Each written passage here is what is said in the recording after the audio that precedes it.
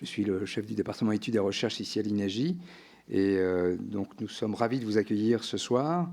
Au nom de l'INEGI, donc, je vous souhaite à toutes et à tous la bienvenue à ce nouveau rendez-vous de la recherche. C'est un séminaire mensuel qui est co-organisé à la fois par le département études et recherches et l'ONDRP, l'Observatoire national de la délinquance et de la réponse pénale. Et l'idée de ce séminaire, c'est de favoriser la réflexion entre praticiens, décideurs et chercheurs dans le champ de la sécurité et de la justice. Donc nous vous remercions de votre intérêt et d'être présent, en espérant que la programmation continuera de vous stimuler. Je vous indiquerai en toute fin d'intervention le prochain séminaire qui se tiendra en mars, également ici à l'école militaire. Évidemment, nous remercions tout particulièrement nos deux intervenants, M. Brément et M. Guérin, qui nous font le plaisir de nous éclairer ce soir, notamment sur ce thème qui va alimenter cette soirée, à savoir la police prédictive. La police prédictive fait partie des sujets d'intérêt pour l'INEGI et plusieurs événements y ont été consacrés. On sait que c'est un objet de fantasme utopique comme dystopique, la capacité à prédire et prévenir le crime est, ces dernières années, boostée par les avancées scientifiques, les outils mathématiques, les statistiques et la biologie, sans compter les algorithmes et l'intelligence artificielle également. Pour cette raison, le séminaire d'aujourd'hui est consacré à la présentation du manuscrit de l'ouvrage préparé par Vincent Guérin. Celui-ci est intitulé « Rendre prévisible, rendre prédictible, anticiper le crime, généalogie, actualité et perspective, 19e siècle, 21e siècle ». C'est un titre long, mais qui rend compte de la difficulté du sujet, justement, et de la problématique. L'ouvrage revient sur la manière dont on a envisagé d'anticiper le crime, ainsi que les motivations et les problématiques associées. L'historien Vincent Guérin remonte au XIXe siècle, et notamment autour de l'école italienne de criminologie, bien connue, de Cesare Lombroso, pour revenir jusqu'aux évolutions récentes, notamment suite au 11 septembre. Il traitera plus particulièrement des méthodes actuarielles, des algorithmes dits prédictifs aux États-Unis et de l'usage potentiel de biomarqueurs. Pour discuter ces questions, nous accueillons donc Vincent Guérin et le colonel François Brément. Vincent Guérin est historien, chargé de cours à l'Université d'Angers et à l'Université catholique de l'Ouest à Angers. Il est spécialisé dans les mutations technologiques. Il a particulièrement travaillé sur l'histoire de la psychiatrie, 19e, 21e siècle, le soldat augmenté, notre relation à l'intelligence artificielle et l'histoire de l'anticipation du crime, toujours 19e, 21e siècle. Notre second invité, le colonel François Brément, est colonel de la gendarmerie nationale. Avant de rejoindre l'inspection générale des armées, il s'est particulièrement impliqué dans la mise en place de nouvelles technologies dans l'enquête au sein de la gendarmerie nationale. Vous pouvez bien sûr préciser lors de votre intervention si on a omis quelques précisions concernant votre parcours. Sans plus attendre, donc je cède la parole à nos deux intervenants. Vincent Guérin, vous disposez d'une bonne demi-heure, y compris M. Brément. Vous avez donc 30 minutes chacun devant vous. Et ensuite, on laissera un temps d'échange avec la salle. Avant de vous céder la parole, je rappelle simplement le prochain rendez-vous de la recherche, qui aura lieu le 24 mars. Il portera sur l'histoire d'un réfugié russe devenu professeur de droit et penseur central dans la révolution juridique de la résistance et de l'après-guerre. Alors le nom est un nom pas évident à épeler, Boris Mirkin Getsevich. Et donc les deux intervenants pour ce séminaire sont le professeur de droit Jean-Éric Callon et une intervenante qui est Madame Hessel. Donc, je crois que c'est la fille de Stéphane Hessel. Pour certains d'entre vous, peut-être que ça dit quelque chose. Donc, c'est rendez-vous le 24 mars si le sujet vous intéresse. Et vous pouvez trouver toutes les informations sur notre site Internet. Donc, je cède la parole à Monsieur Guérin et merci encore une fois de votre présence.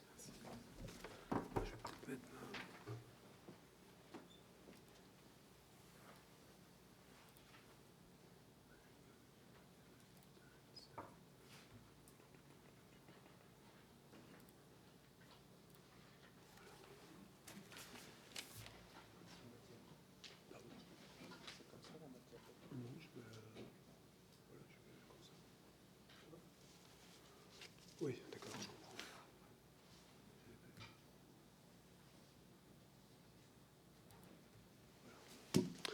Bonsoir à toutes et à tous. Donc Vincent Guérin, oui, j'ai déjà été présenté. Donc je suis historien, historien de la médecine initialement, historien des sciences et techniques aussi. Donc depuis quelques années, je travaille sur les mutations technologiques et j'essaye d'articuler passé, présent et un peu prospective, pas à la manière d'un futurologue, mais en fait par analogie. On peut essayer de voir un petit peu ce qui peut se tramer dans un futur proche.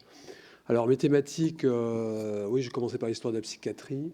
Je travaille sur l'histoire de l'anticipation du crime, donc la manière dont on a essayé de capter le crime, le criminel en puissance, la criminalité dans sa virtualité, d'une certaine manière. Donc excapérer, anticiper, ça veut dire saisir avant. Voilà. Alors bien sûr, c'est très teinté de science-fiction. Ça fait référence bien sûr à Minority Report, bien évidemment. Donc on ne va pas tout à fait être dans ce champ-là, bien évidemment. Autrement, donc, je travaille sur le soldat augmenté, les origines du soldat augmenté, bon, un concept voilà, qui consiste à s'affranchir véritablement du corps. Non pas repousser les limites, mais s'affranchir du corps. Donc voilà, grosso modo, je travaille aussi sur le transhumanisme, la relation à l'intelligence artificielle. Et vous voyez que ce thème-là recoupe bien sûr un peu le transhumanisme, un peu l'intelligence artificielle, parfois l'histoire de la psychiatrie, voilà, d'où une sorte de cristallisation au final de différentes thématiques qui avaient déjà été envisagées. Alors c'est assez large, hein. Alors enfermer le possible, vous voyez, le possible, puisqu'on va être, on est dans la virtualité, on est dans la puissance, hein, quelque chose qui ne s'est pas encore déroulé. Alors, histoire de l'anticipation du crime. Alors oui, initialement, c'était généalogie, actualité, perspective. Bon, grosso modo, ça va être plus simple. C'est une histoire de l'anticipation du crime, 19e, 21e siècle. Alors, le plan, hein, qui n'est pas tout à fait définitif, mais il y a des choses qui vont bouger. Je pense qu'il y avait... l'idée, c'était de travailler un petit peu sur les racines de l'anticipation du crime. Donc, bon, il y a deux thèmes qui sont assez clairs. C'est l'école italienne et ses influences. C'est l'école de Lombroso, Garofalo et Ferri. Donc, j'y reviendrai tout à l'heure. Ensuite, autre thématique qui, pour moi, c'est un peu les racines là, de l'anticipation du crime. L'usage des tables actuariales, il faut entendre tables statistiques, aux États-Unis. Alors en fait, là, j'ai analysé ça grosso modo, les tables actuelles, on commence à les utiliser à partir des années 30 pour la liberté conditionnelle, hein. Donc je reviendrai un petit peu sur comment ça fonctionne.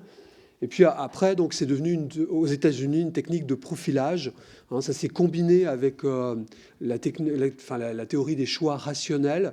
Donc voilà, j'y reviendrai un petit peu. Alors, pour moi, dans le manuscrit, il y a vraiment un temps pivot, c'est l'effet 11 septembre. L'effet 11 septembre, bon, les attentats, bien sûr, du 11 septembre. Voilà, ça a été véritablement... bon, ça a généré... ça a propagé déjà le concept de dangerosité, hein, qui est évidemment clé, bien sûr, dans l'anticipation du crime, qui est un terme exogène, bien sûr, au droit, un concept exogène au droit. Et puis, donc, voilà, donc c'est assez pivot. Donc, bien sûr, il y a la surveillance de masse aussi. Donc, surveillance de masse associée à différents dispositifs. Donc, je pourrais en détailler un, par exemple, un qui s'appelle FAST, qui consiste à scanner véritablement, scanner l'individu pour essayer de détecter une intention donc, terroriste. Donc, bien sûr, la figure ici à capter, c'est le terroriste, hein, voilà. Alors, à chaque fois, il y a des figures différentes. Il y a eu le criminel d'habitude, il y a eu le récidiviste, donc c'est l'usage des tables actuarielles. L'effet 11 septembre, c'est d'abord le terroriste, hein, etc. Alors ensuite, la police prédictive. Donc, bien sûr, vous avez entendu parler de police prédictive. Je faisais référence à Minority Report tout à l'heure. Bon, bien sûr, la police prédictive, pas du tout ça. Il y a au moins deux techniques de police prédictive. Donc, je voudrais sommairement détailler deux algorithmes américains. en sachant qu'en France, on a une vision différente de la police prédictive. Il y a des effets d'acculturation. Donc, il y a une entreprise qui est très connue aux États-Unis qui s'appelle Predpol, dont vous avez certainement entendu parler, une entreprise californienne. Donc, qui développe un algorithme depuis, disons, le début des années 2011-2012, et qui prétend dire où et quand donc, va se commettre donc, un crime. Donc, où et quand. Donc, on est dans le spatio-temporel. Et puis, donc, il y a d'autres algorithmes qui existent, et là, c'est plus intéressant, et qui prétendent dire qui va commettre un crime. Qui va commettre un crime. Alors là, on détaillera, on n'aura peut-être pas le temps vraiment, mais SSL, qui est un logiciel qui est développé en partie par la police de Chicago. Donc SSL prétend, donc voilà, c'est un système de score. Ça va de 0 à 500, et quand vous dépassez le stade de 250, eh bien voilà, vous rentrez, c'est un seuil, et là vous commencez à intéresser la police. Donc c'est un couplage en fait entre des prédicteurs, donc des prédicteurs statiques et dynamiques, c'est-à-dire statique par exemple, c'est à quel âge vous avez commis votre crime, ça bouge pas. Dynamique, ça peut être combien de crimes vous avez commis, etc. Et puis c'est couplé aussi à votre réseau criminel. Donc extrêmement dynamique comme système, c'est-à-dire que si par exemple vous avez commis un crime avec Bernard et vous vous tenez à carreau depuis une dizaine d'années, si Bernard est arrêté, alors votre score peut augmenter. Donc vous voyez un système qui pose bien sûr beaucoup de questions éthiques, mais aussi légales, etc. Alors autrement, bioprédiction. Donc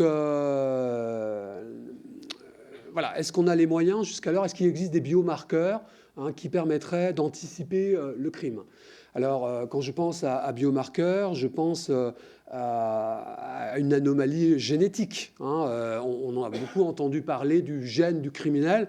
Ça peut être aussi une malformation chromosomique. Donc on peut parler de l'X faible, on peut parler de l'Y surnuméraire chez les garçons qui ont été incriminés à un moment donné. On peut parler du gène MAOA aussi. Donc il y a pas mal de choses à explorer dans la bioprédiction. Le libre arbitre aussi. Donc le libre arbitre est actuellement remis en cause par certaines recherches. Donc c'est le fondement bien sûr du droit pénal, puisque derrière le libre arbitre il y a la responsabilité pénale. Donc donc ça nous ramène d'ailleurs tout à fait à l'école. C'est circulaire, puisque on revient à du biodéterminisme quelque part dans la dernière partie, et on avait commencé avec le biodéterminisme avec l'école de Lombroso, l'école italienne de criminologie. Alors, il y a 2 post-scriptum. En fait, je suis en train de me demander si les 2 post-scriptum ne vont pas faire une partie. L'idée, ce serait de déplacer le curseur un peu plus loin. Et alors, l'idée, le premier, c'est rendre conforme le crédit social chinois. Alors, l'idée, là, c'est plus d'anticiper le crime, ce serait plutôt de rendre conforme un individu. Donc, c'est-à-dire, par le biais de l'intelligence artificielle, faire en sorte de réduire un dehors d'une certaine manière. Donc je pense que le crédit social chinois, il y a vraiment... c'est une pointe avancée de quelque chose. On n'est plus dans l'anticipation du crime, mais là, l'idée, c'est de rendre conforme les individus. Rendre conforme... il y a beaucoup de choses à détailler. Et puis, la dernière partie serait gouvernance machinique transhumaniste. Donc là, on est totalement dans ce qu'on pourrait appeler de la science-fiction. Le transhumanisme, c'est quoi? C'est une idéologie plutôt d'origine anglo-saxonne et qui considère l'humanité, l'humain comme imparfait, l'humanité comme imparfaite. Et leur objectif, c'est de prendre en main cette humanité, cet humain, par la technologie. Donc ils misent beaucoup sur les NBIC, nanobio, info et sciences cognitives. Et donc, il y a un ouvrage qui a été publié en 2014 par 2 chercheurs de l'Université d'Oxford. Il y en a un qui s'appelle Julian Savulescu et puis l'autre s'appelle Personne. Bon, c'est une référence à Homer, mais non, mais donc l'idée, c'est le titre, c'est Unfit for the Future. Donc l'idée, c'est que on a une puissance technologique, et comment on va composer donc avec cette puissance. Et donc associé, eh bien, il pense que ils imaginent en fait une machine qui viendrait empêcher le crime. Empêcher le crime avant même que l'individu soit conscient. Voilà. Donc, selon eux, le crime, la déviance ou le crime a une origine biologique. Donc, ils imaginent déjà qu'on pourrait s'augmenter par les anges par la psychopharmacologie, d'une certaine manière. Et puis, dans un deuxième temps, en fait, une machine pourrait régenter véritablement, réguler véritablement la société. Voilà. Donc, bien sûr, on est bien sûr, le curseur là, est très, très avancé, mais c'est intéressant à travailler parce que ça fait émerger des questionnements inédits qui peuvent bien sûr rejaillir sur les autres aspects voilà, que je n'ai pas encore tout à fait détaillés. Alors, il me reste combien de temps? Peu de temps au final. Donc, un quart d'heure. Voilà. Ce que je peux faire, c'est... on avait annoncé un peu police prédictive. Donc, je vais plutôt détailler cette partie-là, si ça vous dit quelque chose. Donc, police prédictive. Voilà. Donc, prédiction algorithmique, police prédictive. Alors, je vais détailler deux algorithmes à ce moment-là. Donc, il existe beaucoup d'algorithmes prédictifs, supposés prédictifs. Vous voyez les mots aussi. C'est comme l'intelligence artificielle. Il y a beaucoup d'abus de langage. On anthropomorphise beaucoup. Voilà. Donc, intelligence artificielle, vous voyez déjà, est-ce que ça fonctionne ensemble? C'est une vraie question. Donc, on sait que... Enfin, le terme a été forgé en 1956 et c'était une stratégie pour capter des crédits. Et initialement, c'était automata studies, mais c'était moins attractif. Voilà. Donc déjà, bon, alors police prédictive. Alors, bon, il existe beaucoup d'algorithmes. Il en existe en France. On en reparlera tout à l'heure. Moi, je voudrais parler de deux algorithmes donc américains. Donc, le plus connu, PredPol.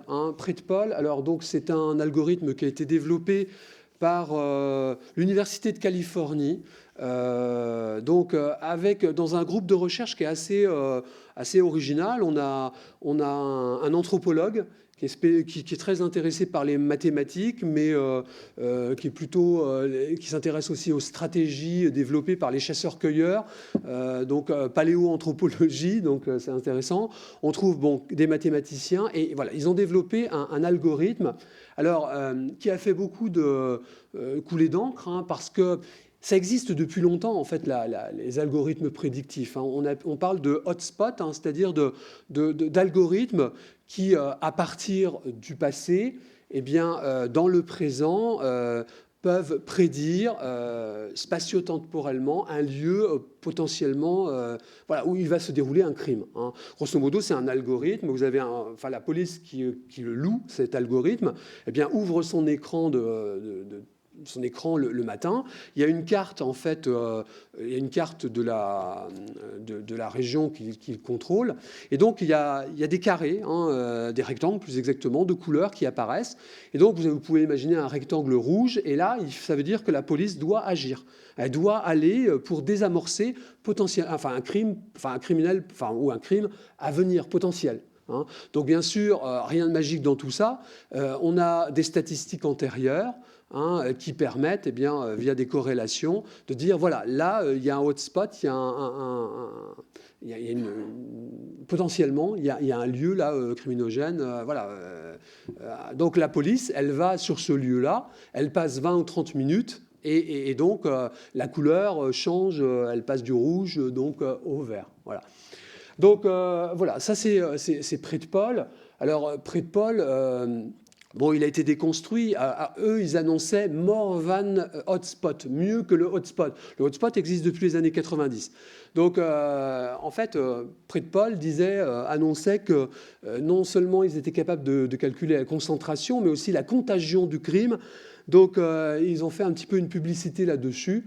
bon, on s'est rendu, enfin, ils se sont inspirés en fait d'un algorithme de sismologie de David Marsan, hein, qui est rattaché à l'université de Chambéry, qui a déconstruit d'ailleurs ce qu'il pouvait, ce à quoi il pouvait avoir accès, parce que le problème, c'est que, vous voyez, en introduisant de la police prédictive, on a introduit des tiers, c'est-à-dire des tiers privés, hein, donc bien sûr, on n'a pas accès à l'algorithme, donc, en fait, il a essayé de déconstruire à partir de ce qu'il il a déduit qu'il n'y avait pas plus de contagion, il n'y avait pas de contagion qui était calculée. Donc, au final, c'est pas mieux que le hotspot classique, hein, c'est-à-dire, voilà, vous avez une somme de statistiques et donc, à partir de passé, ben, on peut prédire un petit peu le futur. Alors, ce qui est intéressant, c'est les biais, hein, bien sûr, les biais qui sont induits par ce genre alors, il y a les biais machiniques, bien évidemment, il y a des biais humains, hein, bien évidemment. Alors, il y a des biais humains. Alors, le biais humain de Predpol, il est assez intéressant. Alors, c'est Bilal Benbouzid, hein, qui avait analysé ça. Il montre en fait en fait, l'idée, c'est éviter d'être discriminant. Donc, pour éviter d'être discriminant, Predpol utilise en fait des données qui sont, ce sont les plaintes, hein, les plaintes. Alors voilà, le problème c'est que ça génère une inégalité en fait de sécurité parce que il y a des quartiers, il faut imaginer qu'il y a des quartiers en fait où on ne déclare plus rien, on ne déclare aucune plainte. Donc voilà, donc ça c'est un biais, hein, déjà un biais humain indépendamment des biais cognitifs, enfin des biais machiniques qui pourraient voilà, exister. Alors SSL, c'est tout autre chose. Donc là, c'est développé en partenariat avec, c'est l'Institut de technologie de l'Illinois qui développe ça avec la police de Chicago. Et là, on prétend dire qui va commettre un crime. Alors, c'est assez proche, en fait, au début des méthodes actuarielles, c'est-à-dire que initialement, il y a des prédicteurs. Donc, des prédicteurs, alors donc des prédicteurs statiques, des prédicteurs dynamiques, hein, c'est-à-dire à quel âge vous avez commis votre premier crime, par exemple. Ça, ce serait un prédicteur statique, ça ne bouge pas. Le nombre de délits, bon là, ce serait plutôt dynamique. L'originalité du système, c'est d'être couplé au réseau en fait criminel. C'est-à-dire, il y a des corrélations qui sont faites entre les individus. Et donc, voilà, si vous avez commis un crime, vous avez purgé votre peine, vous êtes revenu, voilà, vous avez une activité de travail, eh bien, si vous avez été associé à quelqu'un à un moment donné et cette personne est à nouveau passée à l'acte, alors votre score peut augmenter. Donc le score, il va de 0 à 500. Et au-delà de 250, eh bien, voilà, on passe un seuil. Et donc la police s'intéresse à vous. Elle peut vous envoyer un courrier en vous disant « on vous a à l'œil ». Hein, donc c'est performatif. C'est-à-dire que la vie de l'individu en est changée. Ce n'est pas rien. Hein, c'est-à-dire, voilà, vous allez avoir des gens qui vont venir dans votre quartier, qui vont sonner à votre porte potentiellement, voilà, pour avoir un entretien avec vous, etc., etc. Donc voilà, SSL, donc autre type d'algorithme, donc le qui. Combien de temps il me reste ? 10 minutes. Alors, autre type d'algorithme aussi qui peut être intéressant et là qui est associé à l'effet 11 septembre, c'est les algorithmes développés par Palantir. Alors, je ne sais pas si vous connaissez Palantir, c'est une entreprise un peu sulfureuse, enfin en tout cas qui cultive cette image. Donc Peter Thiel en est un des dirigeants, donc il est conseiller numérique pour Trump depuis le début.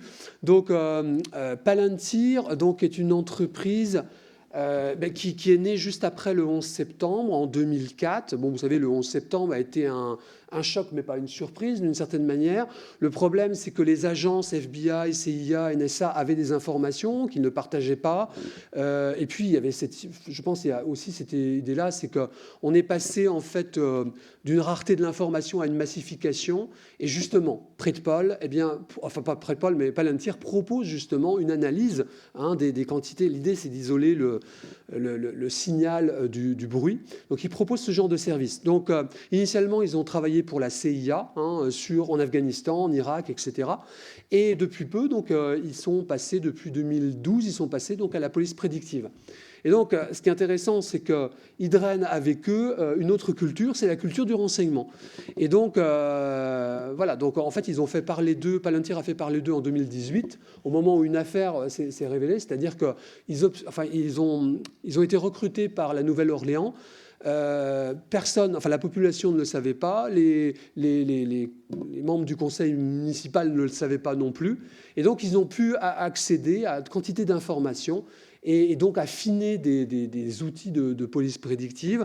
Donc, voilà, donc en toute impunité, je dirais, sans qu'on sache voilà, ce qu'ils faisaient, avec un algorithme totalement opaque, etc. Donc, vous voyez, c'est aussi les dangers de la police prédictive, c'est s'en remettre à un tiers privé qui dispose voilà, de données dont on ne sait pas ce qu'il en fait, etc.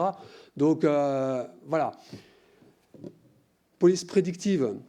Alors, je voudrais juste, il me reste quelques minutes, revenir un petit peu sur Predpol. On a déconstruit en fait l'algorithme. On a vu que c'était pas mieux que le hotspot classique.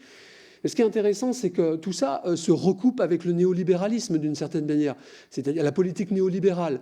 C'est-à-dire que la police, au final, si l'algorithme il perd son côté un petit peu magique, ce qui est important pour la police, c'est d'avoir un outil de management. Au moment où on réduit, on fait des coupes sombres dans la police, eh bien, ça permet de manager la police, de l'envoyer au bon endroit, supposé bon endroit.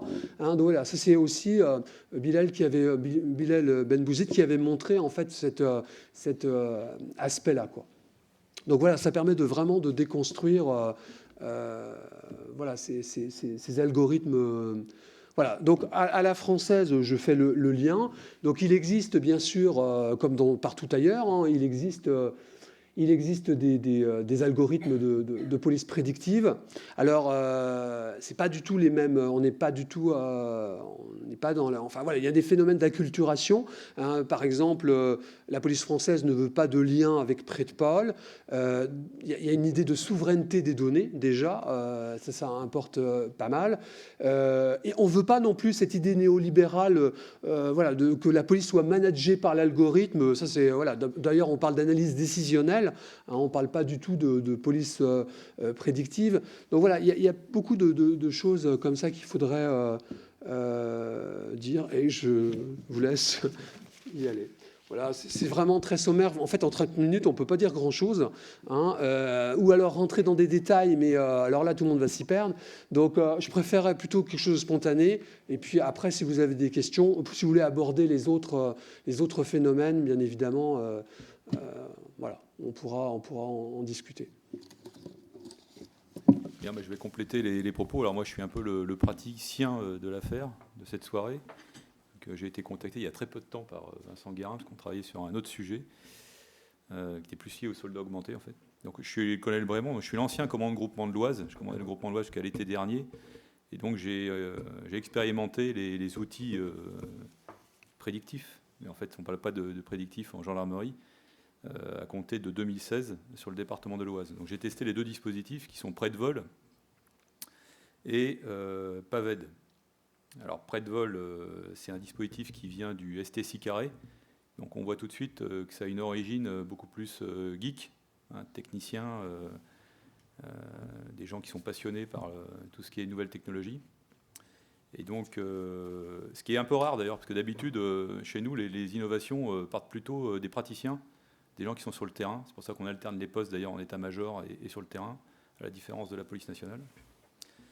Et là, c'est vrai que c'était un peu nouveau. Donc c'est des gens qui nous ont proposé un outil, et moi j'ai testé dans le département pour la simple et bonne raison que le département de l'Oise est le 3e département de France pour les vols de voitures, et le 1er en zone gendarmerie.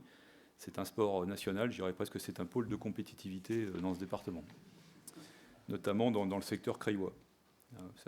Alors, pourquoi Creil ? Eh bien, on pourrait remonter aux origines et on pourrait faire de la prédiction, parce que Creil, c'est culturel.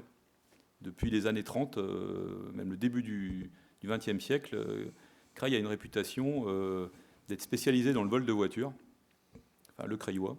Quand on dit Creil, c'est pas que la ville de Creil. Donc le sud de l'Oise, donc le nord de Paris. Et pourquoi? Parce qu'en fait, au tout début, ils ont été les premiers à fournir les conducteurs, notamment des bandes à Bono, etc. Et donc, ils se sont spécialisés tout de suite dans l'automobile, ce nouveau moyen de déplacement qui remplaçait le cheval. Donc, c'était beaucoup plus pratique. Et donc, rapidement, ils ont atteint aujourd'hui des compétences remarquables dans ce domaine. Je peux en attester. Et le deuxième outil qu'on a testé, alors PredVol, c'est carrément un algorithme. On est vraiment sur de l'algorithme. Il y a de la donnée et dessus, on va mettre le taux de chômage, la météo. Alors moi, ne me demandez pas de décrire l'algorithme, hein, j'en suis bien incapable. Mais on se rapproche un peu plus on se rapproche de PredPol, en fait. D'ailleurs, PredVol, PredPol. Bon. Donc cet outil, au départ, il a été testé sur 2 unités, la compagnie de Compiègne, dans l'Oise, et la BAC, la DDSP de Beauvais, donc plutôt le commissariat de Beauvais. Bon, très bien, il y a beaucoup de biais, je vais vous en parler juste après. Et le deuxième outil, c'est PAVED, donc plateforme d'analyse, de visualisation de l'évolution de la délinquance, très simple à retenir. Donc on appelle plutôt ça une plateforme d'analyse décisionnelle. Et là, c'est un outil on est plutôt sur le hot point, vous avez parlé tout à l'heure. Donc là, on est sur les 6 dernières années en termes de statistiques. Il n'y a pas du tout il n'y a pas vraiment d'algorithme en fait. Et l'intérêt de PAVED, vous allez me dire, tiens, c'est pas un algorithme, mais l'intérêt, c'est qu'en termes de présentation, ça n'a rien à voir. Parce que PredVol, pour un praticien, c'est difficilement exploitable, puisqu'on est sur des carreaux statistiques de l'INSEE, qu'on appelle IRIS, les îlots représentatifs, je crois, peu importe. Et le département était découpé en 800 secteurs. Pensez bien que pour un gendarme situé à la brigade de Chantilly, il voit son secteur découpé en carrés qui, pour lui, n'ont aucun sens. Parce que derrière, il y a aussi les outils statistiques, mais il y a toute la connaissance du gendarme qu'a le gendarme sur le terrain. Et je vais y venir après, parce que l'outil statistique, en fait, il est utile en fonction du niveau hiérarchique dans lequel on va prendre la décision. Puisqu'on est bien, pour nous, sur des outils de décision, d'analyse décisionnelle, et pas vraiment sur des outils de prédiction. Donc on n'est pas vraiment, ça complète ce que je dis, on n'est pas du tout dans Minority Report. Ça n'existe pas aujourd'hui. Et puis je ne suis pas sûr qu'un jour ça puisse exister, puisque à partir du moment où on agit sur le comportement humain, forcément on va modifier, moi je pense qu'on modifie derrière son comportement. Le PAVED, le gros avantage de PAVED par rapport à PredPol, c'est que c'était beaucoup plus visuel, puisque c'était sous forme de carte de chaleur, et on pouvait descendre par grossissement jusqu'à l'adresse du lieu du vol. Donc, alors, ces outils statistiques, j'aurais dû commencer par là, ils ne s'intéressent pas du tout aux atteintes aux personnes. On n'est pas sur les violences intrafamiliales, qui pourrait être un sujet intéressant, de s'intéresser à un sujet du moment, puisqu'on prend 15 à 20% de violences intrafamiliales tous les ans, d'atteintes aux personnes, ce qui pose quand même question. Là, on s'intéresse uniquement, parce que c'est beaucoup plus, on va dire, statistiquement, politiquement correct, on ne s'intéresse pas aux personnes, mais on s'intéresse aux atteintes aux biens, donc on va s'intéresser aux véhicules et au cambriolage. Donc je vous ai dit, PredVol, ça a été testé dans l'Oise sur les véhicules, et PAVED, on l'a testé sur la Gironde, qui est un de nos plus gros départements également en termes de délinquance, plus spécifiquement sur les cambriolages, il y a une masse de cambriolage conséquente, avec une augmentation d'ailleurs ces dernières années, et dans l'Oise, puisque forcément on était champion de France pour les vols de voitures. Donc ces cartes de chaleur, elles sont très intéressantes et surtout elles sont exploitables, même si on n'a pas d'application dédiée, parce qu'on est obligé de passer par notre intranet via nos outils numériques. Je ne l'ai pas là, bon, c'est pas grave. Donc Néogende, je ne sais pas si vous avez entendu parler de Néogende, ce sont les tablettes numériques et les téléphones numériques de nos gendarmes et de nos policiers aujourd'hui. Donc Néogende pour la gendarmerie, Néo pour la police. Et donc sur ces outils, eh bien, on a accès via l'intranet de gendarmerie aux cartes de PAVED. Et donc le gendarme en patrouille, il a en direct son information. Alors la différence de PredPol, c'est que dans PredPol, on envoie, l'autorité de police peut contrôler, selon ce que j'en ai compris, que les missions sont bien effectuées. C'est-à-dire que les policiers sont bien allés à tel endroit, etc. On peut le faire. Avec PAVED, il n'y a pas du tout de contrôle sur l'action. Il n'y a pas de contrôle en temps réel de l'action des gendarmes. On peut éventuellement avoir un contrôle a posteriori, puisque à partir de nos comptes rendus de service, on va avoir ce qu'on fait nos patrouilles, et on a aussi la géolocalisation de nos véhicules. Ça, on l'a en temps réel, effectivement, mais il y a tellement de véhicules qui patrouilles qu'à la fin, on n'y voit plus grand-chose. Et de l'autre côté, on va voir la carte et on va pouvoir corréler les deux et voir si vraiment les patrouilles ont été orientées au bon endroit. Voilà, ça c'était pour la présentation des deux outils. Alors, après je pourrais peut-être répondre aux questions. Je peux continuer encore un peu là, sur le développement. Donc, tout ça c'est bien beau, mais au final, and so what, qu'est-ce que ça produit? Est-ce que ça fait baisser la délinquance? On peut difficilement le mesurer, parce que déjà, on n'a pas véritablement fait d'études scientifiques sur le sujet. Alors certes, on a eu des chercheurs qui sont venus nous voir, mais ils s'intéressaient plus à la police prédictive dans sa globalité. Mais ça aurait été intéressant de faire des études un peu plus poussées. Nous, derrière, on a une vision un peu empirique de cette affaire, pendant 3 ans, on a testé le dispositif. C'est clair que ça peut orienter les services. Alors, quand je vous disais tout à l'heure, en fonction du niveau hiérarchique, ça va servir à rien pour le commandant de brigade, parce que son échelle de décision est beaucoup trop petite. Et je vais vous donner un exemple tout simple. Vous avez l'autoroute A1 qui traverse l'Oise, qui est un axe stratégique majeur en Europe, entre l'Europe du Nord et la région parisienne, voire l'Europe du Sud. Donc il y a énormément de trafic, énormément de choses qui se passent sur cette autoroute. Mettons que vous ayez des cambriolages dans le secteur de Compiègne. Bon, ok. Donc le commandant de brigade de Ribécourt-Drélincourt, côté de l'Ain, a constaté une hausse des cambriolages dans son secteur, mais bon, c'est pas vraiment parlant pour lui. Je veux dire, déjà, il va avoir un nombre de faits qui va être réduit par rapport au reste de la délinquance de l'Oise, qui est quand même le 6e département, maintenant le 8e en termes de délinquance d'atteinte aux biens pour la gendarmerie. Eh bien, pour lui, ça ne va pas être parlant. Pour le commandant de compagnie, s'il a une autre de ses brigades, il va avoir une échelle beaucoup plus grande qui est l'arrondissement. S'il constate que ces zones s'allument en rouge, certaines zones s'allument en rouge, notamment avec Paved, on voit des cartes de chaleur, pour lui, ça va être parlant. Il va pouvoir commencer à orienter ses services. Quand on dit orienter ses services, en fait, c'est basculer des forces. Concrètement, c'est ça sur le terrain. C'est-à-dire qu'on va concentrer, on applique les 3 grands principes de la guerre, concentration des efforts, économie des forces et liberté d'action. Donc on va concentrer les efforts, on va basculer les forces. C'est-à-dire qu'on va prendre des unités d'ailleurs et on va les basculer sur le secteur géographique pour atomiser la zone ou produire de l'insécurité chez le délinquant. Moi, je préfère dire, plutôt que de produire de la sécurité, on produit plutôt de l'insécurité chez les délinquants ou les futurs délinquants. Et quand on le prend à l'échelle du groupement, eh bien là, on est à l'échelle départementale, et là, on va voir un axe, et non pas une zone qui s'allume en rouge. C'est-à-dire qu'on va pouvoir identifier des axes de pénétration. Ça peut être l'A1 ou les sorties de l'A1 qui permettent aux cambrioleurs ou aux voleurs de voitures de sortir. Sur l'autoroute, à moins d'avoir les clés des aires de service, on peut difficilement sortir autrement que sur les péages. Et donc, ce qui nous intéresse, notamment au niveau départemental, pour un commandant de groupement, moi, ça va être les axes de pénétration, puisqu'à partir du moment où on contrôle les axes routiers, on peut bloquer les délinquants, les intercepter, alors, soit à l'aller, et là, pour leur dire attention, vous rentrez dans une zone sous contrôle, donc on est dans le contrôle de zone, et au retour, pour espérer retrouver le produit du vol. Et je terminerai là-dessus. On vous a parlé, en fait, dans la présentation de M. Guérin, de l'analyse. On peut travailler sur les faits, vol de voiture, cambriolage. Donc là, vous avez bien compris qu'en France, pour moi, on travaille que sur les atteintes aux biens, pas les atteintes aux personnes. On peut travailler sur les individus.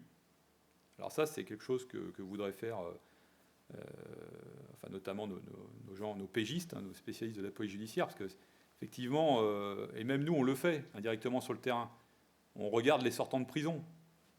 Faut pas se le cacher, parce qu'un sortant de prison, ça ne veut pas dire qu'il va recommettre, qu'il va récidiver, mais bon, il y a quand même des chances qu'il récidive. On va s'y intéresser à nos sortants de prison quand on va avoir des faits qui se commettent dans sa zone ou à proximité, ou dans une zone dans laquelle il avait l'habitude de commettre des faits. Pour cela, il faut avoir une connaissance du terrain, etc. Donc on peut travailler sur les faits, sur les individus, mais il y a un domaine sur lequel on ne travaille pas du tout, c'est le produit du vol. Or, ça peut être très intéressant, notamment dans le cas des vols de voitures. Parce que les lieux de dépose, alors nous, moi, ma brigade départementale de renseignement et d'investigation judiciaire, donc la BDRJ, qui ensuite, en fait, est là pour à la fois faire du contrôle statistique, parce que notre statistique aujourd'hui est quasiment semi-automatisée, mais elle est là également pour faire du rapprochement criminel. Eh bien, je l'avais mise à travailler sur les lieux de découverte des vols de voitures. Et là, c'est très intéressant, parce que là, on va trouver des hotspots, mais inverse, c'est-à-dire le produit a été volé, les pièces ont été piquées, parce que, bon, on pourra rentrer dans le vol de voiture si ça vous intéresse, hein. Il y a trois domaines de filière de recyclage de l'automobile, d'ailleurs qui ont été intensifiés par les textes. Depuis qu'on a mis des textes sur le recyclage des voitures, c'est open bar en termes de vol. Forcément, à partir du moment où on met une pièce d'occasion, on peut mettre des pièces d'occasion sur des voitures neuves ou en remplacement, ben forcément ça incite à voler des voitures et à faire du... Pardon. Et à faire du... ouais, j'ai enlevé le micro, mais en fait, je le garde. Donc, quand on travaille sur le produit du vol, eh bien, on a également des cartes de chaleur qui sont intéressantes. Et là, elles sont d'autant plus intéressantes qu'on est à peu près sûr de notre coût, puisque c'est des lieux qui sont propices soit à la dépose. Alors, je parle des vols de voitures, mais ça peut être les coffres-forts, ça peut être énormément de choses. Et là, pour nous, on met des surveillances en place, et très souvent, ça match. C'est factuel. Alors, évidemment, ça coûte, parce qu'il faut mettre des surveillances qui durent dans le temps.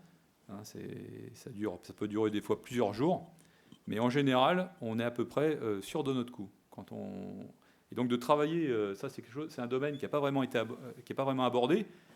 Et je terminerai sur la conclusion de M. Guérin. Pourquoi ? Parce qu'en fait, tous ces logiciels, toutes ces applications à la base de prédiction sont purement économiques. Elles sont basées sur une rentabilité, c'est-à-dire la police américaine, c'est principalement une police municipale. Ça coûte de l'argent aux villes. Et donc, l'idée, c'est d'avoir le nombre d'agents qui correspond à la délinquance. Et ce n'est pas la peine de faire de la surqualité. Nous, de temps en temps, on fait de la surqualité. Et dans certains endroits, on fait de la sous-qualité.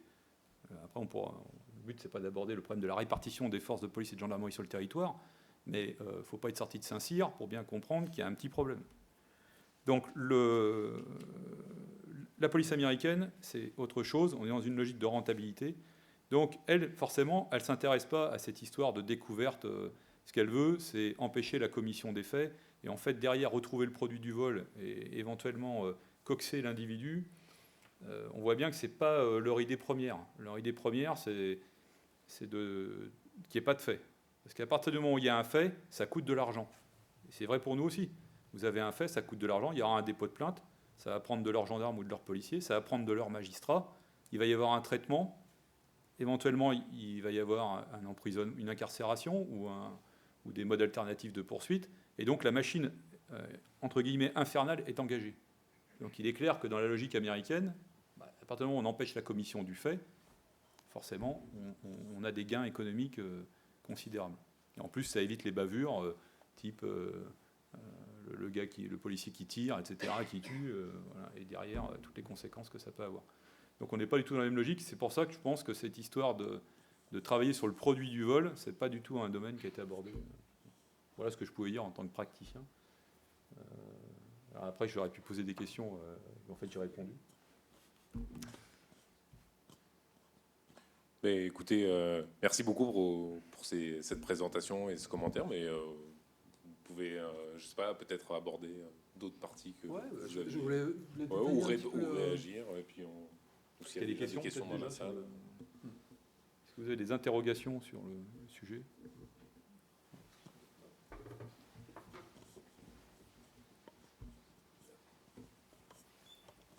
Oui, bonsoir. J'avais une question pour Monsieur Guérin. Je voulais savoir, selon vous, est-ce que le développement de la Smart City s'inscrit dans cette police prédictive ? Est-ce que grâce à la place toujours plus importante qu'il y aura des Smart Cities, on va pouvoir davantage prévoir le crime ?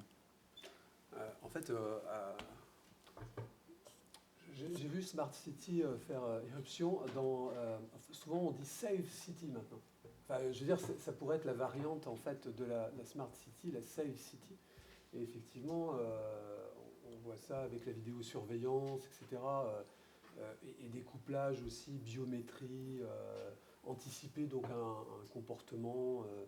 Voilà, on peut avoir des vidéos et caméras maintenant qui couplent un algorithme, eh bien repèrent un comportement potentiellement déviant, quoi. Voilà. En fonction des segments d'un corps. On peut très facilement modéliser les segments d'un corps dans une rue. Et donc, voilà, on peut repérer une caméra pour repérer quelqu'un qui est au sol ou quelqu'un qui s'apprête à tirer ou quelque chose comme ça, quoi. Donc, effectivement, c'est une des composantes, en tout cas, vendue d'ailleurs, hein, de la Smart City, c'est la Save City. Ouais. Mais il n'y a pas que les données de la Smart City qui sont... En fait, là, on est sur les données, en fait. Sur le traitement de données, le big data derrière, il y a des choses effectivement qui sont intéressantes, qui sont données par la Smart, qui seront certainement intéressantes données par la Smart City. Effectivement, les systèmes de vidéosurveillance avec les caméras intelligentes. Mais il y a d'autres données qui également peuvent être intéressantes pour nous, mais que, par exemple aujourd'hui auxquelles on n'a pas du tout accès, c'est par exemple les compteurs Linky. Donc évidemment, aujourd'hui, on ne peut pas avoir accès à ces données, et pourtant ça présente un intérêt. Moi, je vous donne l'exemple de l'Oise, qui est un narco-département. C'est-à-dire qu'on y produit 2 types de drogues, le cannabis, donc la cannabiculture, et le crack. Donc on exporte du crack, enfin, j'y suis plus, mais notamment vers le sud de la France. Donc, du crack qui est produit dans la vallée de Compiègne. Et la cannabiculture, ce qui est très, très intéressant, c'est qu'on a des consommations, si on pouvait avoir les données Linky, parce qu'en fait, ce que font les gens, ils louent des fermes ou des zones isolées, mais en général, c'est des fermes, et ils y installent des structures industrielles de cannabiculture, notamment pour approvisionner la région parisienne. Et donc, là, le compteur, il s'affole. Donc, si on avait accès à ces données, pensez bien que derrière, on pourrait on pourrait détecter tout de suite. S'il y avait une anomalie qui pouvait nous être signalée, forcément, on pourrait intervenir et tout de suite empêcher la production.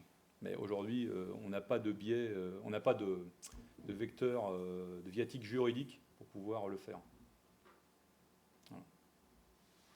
Pour aussi respecter les libertés individuelles, parce que c'est bien de pouvoir se reposer sur des outils technologiques pour faire le travail entre guillemets à la place, que ce soit gendarme ou les policiers. Oui. Mais à un moment, on peut passer à toutes les données des gens sous prétexte que c'est pour arrêter un criminel. Oui, c'est vrai.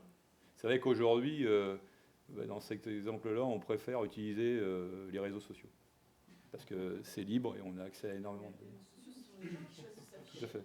Mais c'est vrai qu'aujourd'hui, c'est beaucoup plus rentable pour nous d'utiliser les réseaux sociaux. C'est pour ça qu'on a abandonné d'ailleurs. Linky, on avait regardé avec Enedis comment est-ce qu'on pouvait juridiquement bénéficier des données, parce que le but, c'était pas d'aller chercher tout le monde. Donc il fallait qu'on démarre quand même d'une suspicion sur une zone, parce que déjà ça fait une masse de données qui est considérable. Alors après, eux, ils peuvent mettre des alertes, hein, parce que quand vous avez une facture de 15 000 euros d'électricité, à moins que vous ayez une usine, normalement, à moins qu'il y ait 15 frigos chez vous et 3 congélateurs, mais effectivement, derrière, ça pose un problème de liberté publique, respect des faits.